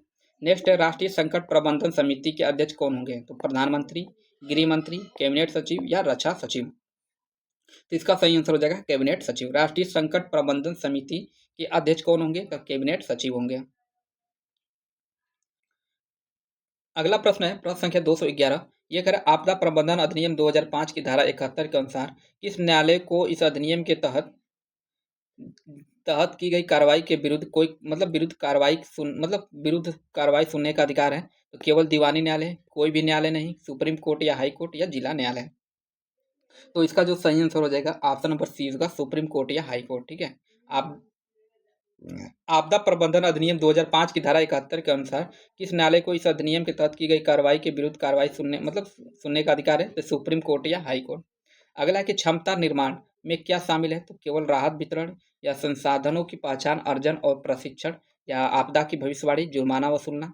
तो इसका जो सही आंसर हो जाएगा ऑप्शन नंबर बी संसाधनों की पहचान, अर्जन और प्रशिक्षण। ठीक है, क्षमता निर्माण में क्या शामिल है? तो संसाधनों की पहचान, अर्जन और प्रशिक्षण। अगला राष्ट्रीय आपदा प्रबंधन संस्थान का मुख्य कार्य क्या है? तो आपदा के समय सेना भेजना, प्रशिक्षण, अनुसंधान और प्रलेखन को बढ़ाना। तो तो इसका सही आंसर यही हो जाएगा। राष्ट्रीय आपदा प्रबंधन संस्थान का मुख्य कार्य देखा जाना तो प्रशिक्षण कराना है, अनुसंधान या एक तरह से रिसर्च करना है, प्रलेखन को बढ़ावा देना है। तो ऑप्शन बी इसका सही हो जाएगा। अगला प्रश्न है कि राज्य आपदा प्रतिक्रिया निधि का नियंत्रण कौन करता है? एसडीआरएफ क्या कर रहा है, तो राज्य आपदा प्रतिक्रिया निधि एसडीआरएफ का नियंत्रण कौन करता है, तो एसडीएमए के अध्यक्ष या राज्य कार्यकारी समिति, जिला मजिस्ट्रेट या वित्त मंत्री। तो इसका जो सही आंसर हो जाएगा ऑप्शन नंबर बी होगा, राज्य कार्यकारी समिति। ठीक है, राज्य आपदा प्रतिक्रिया निधि का नियंत्रण कौन करता है, तो राज्य कार्यकारी समिति। अगला प्रश्न है प्रश्न संख्या 215। आपदा के दौरान संसाधनों का अधिग्रहण अर्थात आपदा प्रबंधन अधिनियम अधिनियम 2005 की धारा 65 के अनुसार किसके आदेश द्वारा किया जा सकता है, केवल प्रधानमंत्री, सक्षम अधिकारी के लिखित आदेश द्वारा, केवल मुख्यमंत्री या केवल एनडीआरएफ का प्रमुख के द्वारा। तो इसका जो सही आंसर हो जाएगा ऑप्शन नंबर बी, सक्षम अधिकारी के लिखित आदेश द्वारा। ठीक है, आपदा के दौरान संसाधनों का अधिग्रहण अर्थात आपदा प्रबंधन अधिनियम 2005 की धारा 65 के अनुसार किसके आदेश द्वारा किया जा सकता है, तो सक्षम अधिकारी के लिखित आदेश के द्वारा, अर्थात ऑप्शन बी इसका सही हो जाएगा। अगला है प्रश्न संख्या 216 और इसका कहना है कि आपदा प्रबंधन संशोधन अधिनियम 2025 के अनुसार राष्ट्रीय योजना को कम से कम कितने वर्ष में अपडेट करना अनिवार्य है, तो हर 2 साल में, हर 30 साल में, हर 5 साल या हर 10 साल में। तो इसका जो सही आंसर हो जाएगा ऑप्शन नंबर सी, हर 5 साल में। आपदा प्रबंधन संशोधन अधिनियम 2025 के अनुसार राष्ट्रीय योजना को कम से कम कितने वर्ष में अपडेट करना अनिवार्य है, तो हर 5 साल में। नेक्स्ट प्रश्न है कि किसी सरकारी विभाग द्वारा अपराध किए जाने पर आपदा किसी सरकारी विभाग द्वारा अपराध किए जाने पर आपदा प्रबंधन अधिनियम 2005 की धारा 55 2005 की धारा 55 के अनुसार किसे दोषी माना जाएगा, तो विभाग के कनिष्ठ लिपि को, विभागाध्यक्ष को या पूरे विभाग को या किसी विभाग को नहीं। तो इसका जो सही आंसर हो जाएगा विभागाध्यक्ष, हेड ऑफ डिपार्टमेंट को। ठीक है, किसी सरकारी विभाग द्वारा अपराध किए जाने पर आपदा प्रबंधन अधिनियम 2005 की धारा 55 के अनुसार किसे दोषी माना जाएगा, तो विभागाध्यक्ष को। तो ऑप्शन 20 का सही हो जाएगा। अगला है प्रश्न संख्या 200, एक मिनट, 218 होगा ना। नेक्स्ट प्रश्न 217, 200 हो गया, 217 हो गया, 218। अगर आपदा की स्थिति में सामग्री आपातकालीन खरीद आपदा प्रबंधन अधिनियम 2005 की धारा 25 2005 की धारा 50 के अनुसार किस प्रक्रिया में छूट, मतलब किस प्रक्रिया में छूट दी जा सकती है, तो भुगतान प्रक्रिया, सामान्य टेंडर प्रक्रिया, गुणवत्ता जांच या बजट आवंटन। तो इसका जो सही आंसर हो जाएगा ऑप्शन नंबर बी होगा, सामान्य टेंडर प्रक्रिया। इसको आप लोग कमेंट बॉक्स में इसका आप लोग अपने स्तर पे आंसर बताइएगा, थोड़ा सा मुझे इसमें डाउट लग रहा है। ठीक है, और खैर इस प्रश्न का रहेगा आपदा की स्थिति में सामग्री की आपातकालीन खरीद आपदा प्रबंधन अधिनियम 2005 की धारा 50 के लिए किस प्रक्रिया में छूट दी जा सकती है, तो समान टेंडर प्रक्रिया में। ठीक है, इसका आप लोग और जो मतलब एक बार कमेंट बॉक्स में आंसर इसका आप लोग अपने स्तर पर एक बार चेक कर लीजिएगा। अगला है उच्च स्तरीय समिति की अध्यक्षता कौन करता है, तो कैबिनेट सचिव, आपदा प्रबंधन के प्रभारी मंत्री या वित्त सचिव या प्रधानमंत्री। तो देखिए उच्च स्तरीय समिति HLC की जो अध्यक्षता करते हैं ना, ये आपदा प्रबंधन के प्रभारी मंत्री होते हैं। तो ऑप्शन बी इसका सही हो जाएगा। अगला प्रश्न है प्रश्न संख्या 20, कह रहा है शहरी आपदा प्रबंधन प्राधिकरण का उपाध्यक्ष कौन होता है, तो नगर आयुक्त, मेयर, जिला कलेक्टर या स्थानीय विधायक। तो देखिए शहरी आपदा प्रबंधन प्राधिकरण का उपाध्यक्ष देखा जाए ना, तो ये होते हैं आपके जिला कलेक्टर होते हैं। तो ऑप्शन सी इसका सही हो जाएगा। अगला है प्रश्न संख्या 221, कौन सा है, 221। आपदा प्रबंधन अधिनियम 2005 की धारा 51 के तहत यदि निर्देश न मानने से जीवन की हानि होती है तो अधिकतम जेल कितनी हो सकती है, 1 वर्ष, 2 वर्ष, 5 वर्ष या 7 वर्ष। तो देखिए आपदा प्रबंधन अधिनियम 2005 की धारा 51 के तहत यदि निर्देश न मानने से जीवन की हानि होती है तो अधिकतम जेल कितनी हो सकती है, तो ये होगा अधिकतम 2 वर्ष का। तो ऑप्शन नंबर बी इसका सही हो जाएगा। अगला प्रश्न है 222 होगा, नेक्स्ट पेज पे दिया है। तो ये कह रहा है कि राष्ट्रीय आपदा न्यूनीकरण निधि अर्थात एनडीएमएफ का नियंत्रण किसके पास होता है, तो एनईसी के पास या एनआईडीएम या एनडीएमए या वित्त मंत्रालय। तो इसका जो सही आंसर हो जाएगा एनडीएमए। तो राष्ट्रीय आपदा न्यूनीकरण निधि का नियंत्रण किसके पास होता है, तो एनडीएमए के पास। नेक्स्ट प्रश्न है 223 के राज्य कार्यकारी समिति का अध्यक्ष कौन होता है, मुख्यमंत्री, राज्य का मुख्य सचिव, गृह सचिव या राज्यपाल। तो देखिए राज्य कार्यकारी समिति का अध्यक्ष जो होता है ना, राज्य का मुख्य सचिव होता है। कौन होता है, राज्य का मुख्य सचिव। तो ऑप्शन नंबर बी इसका सही हो जाएगा, 223 का बी होगा। अगला है 224 कि आपदा प्रबंधन अधिनियम 2005 के अनुसार वार्षिक रिपोर्ट धारा 7 कहाँ प्रस्तुत करनी होती है, तो ये धारा 7 नहीं है, धारा शायद 70 है। ठीक है, तो देखिए ये है ना कि आपदा प्रबंधन अधिनियम 2005 के अनुसार वार्षिक रिपोर्ट धारा 70 है। ठीक है, धारा 70 कहाँ प्रस्तुत करनी होती है, केवल राष्ट्रपति के पास, केवल प्रधानमंत्री के पास, संसद और राज्य विधानमंडल की समझ, या केवल समाचार पत्रों में? तो इसका जो सही आंसर हो जाएगा ऑप्शन नंबर सी हो जाएगा, संसद और राज्य विधानमंडल के समझ। ठीक है। आपदा प्रबंधन अधिनियम 2005 के अनुसार वार्षिक रिपोर्ट की धारा 70 कहाँ प्रस्तुत करनी होती है? तो संसद और राज्य विधानमंडल के समझ। अगला कि सद्भावना अर्थात गुड फेथ किए गए कार्यों के लिए अधिकारियों को किस धारा के तहत कानूनी प्रतिरक्षा प्राप्त होती है? तो धारा 51-52, धारा 73-74, धारा 2-3 या धारा 10-11। तो सद्भावना जो है ना 225 प्रश्न संख्या है कि किए गए कार्यों के लिए अधिकारियों की किस धारा के तहत कानूनी प्रतिरक्षा प्राप्त है? तो धारा 73-74 के अंतर्गत। तो ऑप्शन बी इसका सही हो जाएगा।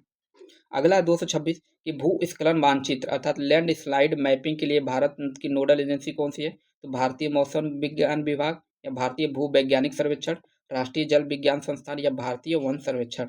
तो इसका जो सही आंसर हो जाएगा ऑप्शन नंबर बी होगा, भारतीय भूवैज्ञानिक सर्वेक्षण। ठीक है, ऑप्शन बी इसका सही हो जाएगा। अगला है कि पेट्रोलियम और विस्फोटक सुरक्षा संगठन का मुख्यालय कहाँ पे स्थित है? पेट्रोलियम और विस्फोटक सुरक्षा संगठन का मुख्यालय कहाँ स्थित है? नई दिल्ली, मुंबई, नागपुर या रुड़की? तो इसका जो सही आंसर हो जाएगा नागपुर में। ठीक है, पेट्रोलियम विस्फोटक सुरक्षा संगठन का मुख्यालय कहाँ पे है? नागपुर में। तो ऑप्शन सी इसका सही हो जाएगा। अगला है 228 आपदा रोधी सड़कों के निर्माण हेतु मानकों का निर्धारण कौन सी संस्था करती है? तो भारतीय सड़क कांग्रेस, या केंद्रीय सड़क अनुसंधान संस्थान, भारतीय मानक ब्यूरो, या राष्ट्रीय बांध सुरक्षा प्राधिकरण? तो इसका जो सही आंसर हो जाएगा भारतीय सड़क कांग्रेस। ठीक है, आपदा रोधी सड़कों के निर्माण हेतु मानकों का निर्धारण कौन संस्था करती है? तो भारतीय सड़क कांग्रेस। तो ऑप्शन ए इसका सही हो जाएगा। अगला प्रश्न है भारत में बाढ़ पूर्वानुमान की संख्या, यह है कि भारत में बाढ़ पूर्वानुमान की मुख्य नोडल एजेंसी कौन से है? तो भारतीय कृषि अनुसंधान परिषद, जिसे ICAR कहता है, या केंद्रीय प्रदूषण नियंत्रण बोर्ड, केंद्रीय जल आयोग, या भारतीय उष्णकटिबंधीय मौसम विज्ञान संस्थान? तो इसका जो सही आंसर हो जाएगा ऑप्शन नंबर सी होगा, केंद्रीय जल आयोग। ऑप्शन सी इसका सही हो जाएगा। भारत में बाढ़ पूर्वानुमान का मुख्य नोडल एजेंसी कौन है? तो केंद्रीय जल आयोग। ऑप्शन सी इसका सही हो जाएगा। अगला है 203 हिमस्खलन की नोडल एजेंसी रक्षा भू सुरक्षा सूचना विज्ञान अनुसंधान प्रतिष्ठान कहाँ स्थित है? देहरादून, चंडीगढ़, रुड़की, या पुणे? तो देखिए हिमस्खलन की नोडल एजेंसी रक्षा भू सूचना विज्ञान अनुसंधान प्रतिष्ठान जो है ना, ये है आपका चंडीगढ़ में। तो ऑप्शन नंबर 20 का सही हो जाएगा। नेक्स्ट देखते हैं, अगले पेज पे है कि परमाणु ऊर्जा नियामक बोर्ड की स्थापना किस वर्ष हुई थी? प्रश्न संख्या कौन सा है ये? तो प्रश्न संख्या 231 है कि परमाणु ऊर्जा नियामक बोर्ड अर्थात AERB की स्थापना का किस वर्ष हुई थी? तो 1954 में, 1969, 1983 या 1999? तो देखिए परमाणु ऊर्जा नियामक बोर्ड की स्थापना जो हुई थी ना, ये हुआ था 1983 में। तो ऑप्शन सी इसका सही हो जाएगा। अगला है कि सुनामी अर्ली वार्निंग के लिए भारत की नोडल एजेंसी कौन सी है? तो भारतीय राष्ट्रीय महासागर सूचना केंद्र, इसरो, NIO, या NRSC? तो इसका जो सही आंसर हो जाएगा ऑप्शन नंबर ए इसका सही हो जाएगा। सुनामी अर्ली वार्निंग के लिए भारत की नोडल एजेंसी कौन सी है? तो ऑप्शन नंबर ए उसका भारतीय राष्ट्रीय महासागर सूचना केंद्र है। ठीक है, तो ऑप्शन नंबर ए इसका सही हो जाएगा। नेक्स्ट प्रश्न देखते हैं 233 का है सेंडाई फ्रेमवर्क कार्यान्वयन की समय सीमा क्या है? सेंडाई फ्रेमवर्क के कार्यान्वयन की समय सीमा क्या है? तो इसका पहला ऑप्शन दे रहा है कि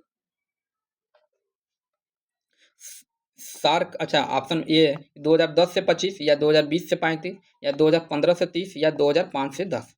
तो इसका जो सही आंसर हो जाएगा ऑप्शन नंबर सी होगा 2015 से 30। सेंडाई फ्रेमवर्क के कार्यान्वयन की समय सीमा क्या है? तो 2015 से 30। अगला कि अर्ली वार्निंग्स फॉर ऑल किसकी वैश्विक पहल है? तो सार्क का, संयुक्त राष्ट्र का, या G20 का, या बिम्स्टेक का? तो इसका जो सही आंसर हो जाएगा ऑप्शन नंबर बी होगा, संयुक्त राष्ट्र का। अर्ली वार्निंग फॉर ऑल किसकी वैश्विक पहल है? तो संयुक्त राष्ट्र की वैश्विक पहल है। नेक्स्ट प्रश्न मलबे में दबे लोगों को खोजने वाली अंतर्राष्ट्रीय टीमों के लिए मानक कौन तय करता है? तो ये कह रहा है GFDRR, या UNDRR, या UNESCO जो यूनेस्को भी कहा जाता है, या अंतर्राष्ट्रीय खोज और बचाव सलाहकार समूह? तो इसका जो सही आंसर हो जाएगा ऑप्शन नंबर डी होगा, अंतर्राष्ट्रीय खोज और बचाव सलाहकार समूह। मलबे में दबे लोगों को खोजने वाली अंतर्राष्ट्रीय टीमों के लिए मानक कौन तय करता है? तो अंतर्राष्ट्रीय खोज और बचाव सलाहकार समूह। तो ऑप्शन डी इसका सही हो जाएगा। अगला है प्रश्न संख्या 236, इसका कहना है आपदा प्रतिरोधी बुनियादी ढांचे के लिए गठबंधन का मुख्यालय कहाँ है? जिनेवा, नई दिल्ली, पेरिस, या न्यूयॉर्क? तो देखिए आपदा प्रतिरोधी बुनियादी ढांचे के लिए गठबंधन का मुख्यालय जो देखा जाना, तो ये है ऑप्शन नंबर 20 का सही होगा, नई दिल्ली में। कहाँ पे है? नई दिल्ली में। ऑप्शन 20 का सही हो जाएगा। अगला प्रश्न है प्रश्न संख्या 237, कह रहे भारतीय वन सर्वेक्षण किस आपदा की नोडल एजेंसी है? भारतीय वन सर्वेक्षण किस आपदा की नोडल एजेंसी है? सूखा, बाढ़, वनाग्नि या चक्रवात? तो इसका जो सही आंसर हो जाएगा वनाग्नि। ठीक है, भारतीय वन सर्वेक्षण किस आपदा की नोडल एजेंसी है? तो वनाग्नि। तो ऑप्शन सी इसका सही हो जाएगा। अगला है 238, आपदा प्रबंधन में नई तकनीकी जैसे एआई और ड्रोन के उपयोग हेतु कौन सी संस्था कार्य करती है? तो TIFAC, जिसे टेक्नोलॉजी इंफॉर्मेशन क्या है फोरकास्टिंग एंड असेसमेंट काउंसिल, या CPCB, या BARC, या NEERI? तो इसका जो सही आंसर हो जाएगा 238 का ऑप्शन नंबर ए इसका सही होगा। TIFAC, technology information forecasting and assessment council, option A इसका सही हो जाएगा। 239 नेक्स्ट प्रश्न है, और ज़्यादा प्रश्न बचा नहीं है, मुश्किल से 15 प्रश्न और होगा। तो कह रहा है कि वाडिया हिमालय भूविज्ञान संस्थान कहाँ स्थित है? तो रुड़की में, पुणे में, देहरादून में, या कोलकाता में? तो इसका सही आंसर हो जाएगा देहरादून में। वाडिया हिमालयन भूविज्ञान संस्थान कहाँ स्थित है? तो देहरादून में। नेक्स्ट है प्रश्न संख्या 240, भारतीय चिकित्सा अनुसंधान परिषद को अपना वर्तमान नाम किस वर्ष मिला? तो नेक्स्ट पेज पे होगा ये। तो ऑप्शन कर रहा है 1991 में, या 1947, 1949, या 1952 में? तो इसका जो सही आंसर हो जाएगा 239 है ना, तो 1949 में। तो ऑप्शन सी इसका सही हो जाएगा। 240 अच्छा नहीं, 200 कौन सा था, 240 था ना, तो सी इसका सही होगा, 249 ही सही होगा, ऑप्शन नंबर सी इसका सही होगा। ठीक है, नेक्स्ट प्रश्न है 241। 241 है कि राष्ट्रीय रोग नियंत्रण केंद्र अर्थात NCDC का मुख्य कार्य क्या है? तो परमाणु सुरक्षा, संक्रामक रोगों और महामारियों का प्रबंधन, समुद्री आपदाओं का विश्लेषण, या औद्योगिक प्रदूषण की निगरानी? तो नाम से स्पष्ट है, राष्ट्रीय रोग नियंत्रण केंद्र रोग से संबंधित है, तो संक्रामक रोगों और महामारियों का प्रबंधन ही करेगा। तो ऑप्शन बी इसका सही हो जाएगा। अगला कि तेल रिफाइनरी आपदाओं में तकनीकी सहायता प्राप्त करने वाली संस्था IIP कहाँ स्थित है? तो ये कहाँ है? रुड़की में, मुंबई में, नागपुर में, या हैदराबाद में?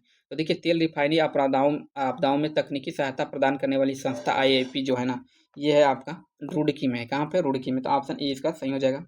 अगला है 243 कि बिल्ट बैंक बेटर नीति का मुख्य उद्देश्य क्या है? तो अभी हम लोग ऊपर एक प्रश्न ये था, हम लोग देखे भी थे, तो पहले एक बार इसका ऑप्शन देख लेते हैं। कह रहे आपदा के दौरान केवल बचाव कार्य करना, तो और पुनर्निर्माण के दौरान पहले से सुरक्षित ढांचा तैयार करना, या केवल वित्तीय सहायता करना, या उपग्रह डेटा मुफ्त में उपलब्ध कराना? तो ऑप्शन बी इसका सही हो जाएगा। बिल्ट बैक बेटर का नीति का मुख्य उद्देश्य क्या है? तो पुनर्निर्माण के दौरान पहले से सुरक्षित ढांचा तैयार करना, ऑप्शन बी इसका सही हो जाएगा। अगला प्रश्न है क्या है INSARG अर्थात INSARAG नेटवर्क का मुख्य कार्य क्या है? तो वनाग्नि को रोकना, अंतर्राष्ट्रीय खोज और बचाव टीमों का समन्वय, या चक्रवात की भविष्यवाणी, या जलवायु वित्त पोषण? तो इसका जो सही आंसर हो जाएगा ऑप्शन नंबर बी होगा, अंतर्राष्ट्रीय खोज और बचाव टीमों का समन्वय। ठीक है, ऑप्शन बी इसका सही हो जाएगा। अगला प्रश्न है प्रश्न संख्या 245, रासायनिक रिसाव के समय विषाक्तता की जांच करने वाली संस्था अर्थात Indian Institute of toxicology research IITR का इस कहाँ स्थित है? तो नई दिल्ली में, लखनऊ में, पुणे में, या बेंगलुरु में? तो इसका जो सही आंसर हो जाएगा ऑप्शन नंबर बी होगा, लखनऊ में। ठीक है, रासायनिक रिसाव के समय विषाक्तता की जांच करने वाली संस्था इंडियन इंस्टीट्यूट ऑफ टैक्सोलॉजी क्या है, टैक्सोलॉजी रिसर्च कहाँ पे है? लखनऊ में। तो ऑप्शन बी इसका सही हो जाएगा। अगला है 246, स्पेस चार्टर समझौते का मुख्य उद्देश्य क्या है? तो नए उपग्रह लॉन्च करना, और राहत आपदा हेतु मुफ्त उपग्रह डेटा उपलब्ध कराना, अंतरिक्ष में कचरा प्रबंधन, मंगल मिशन पर सहयोग करना?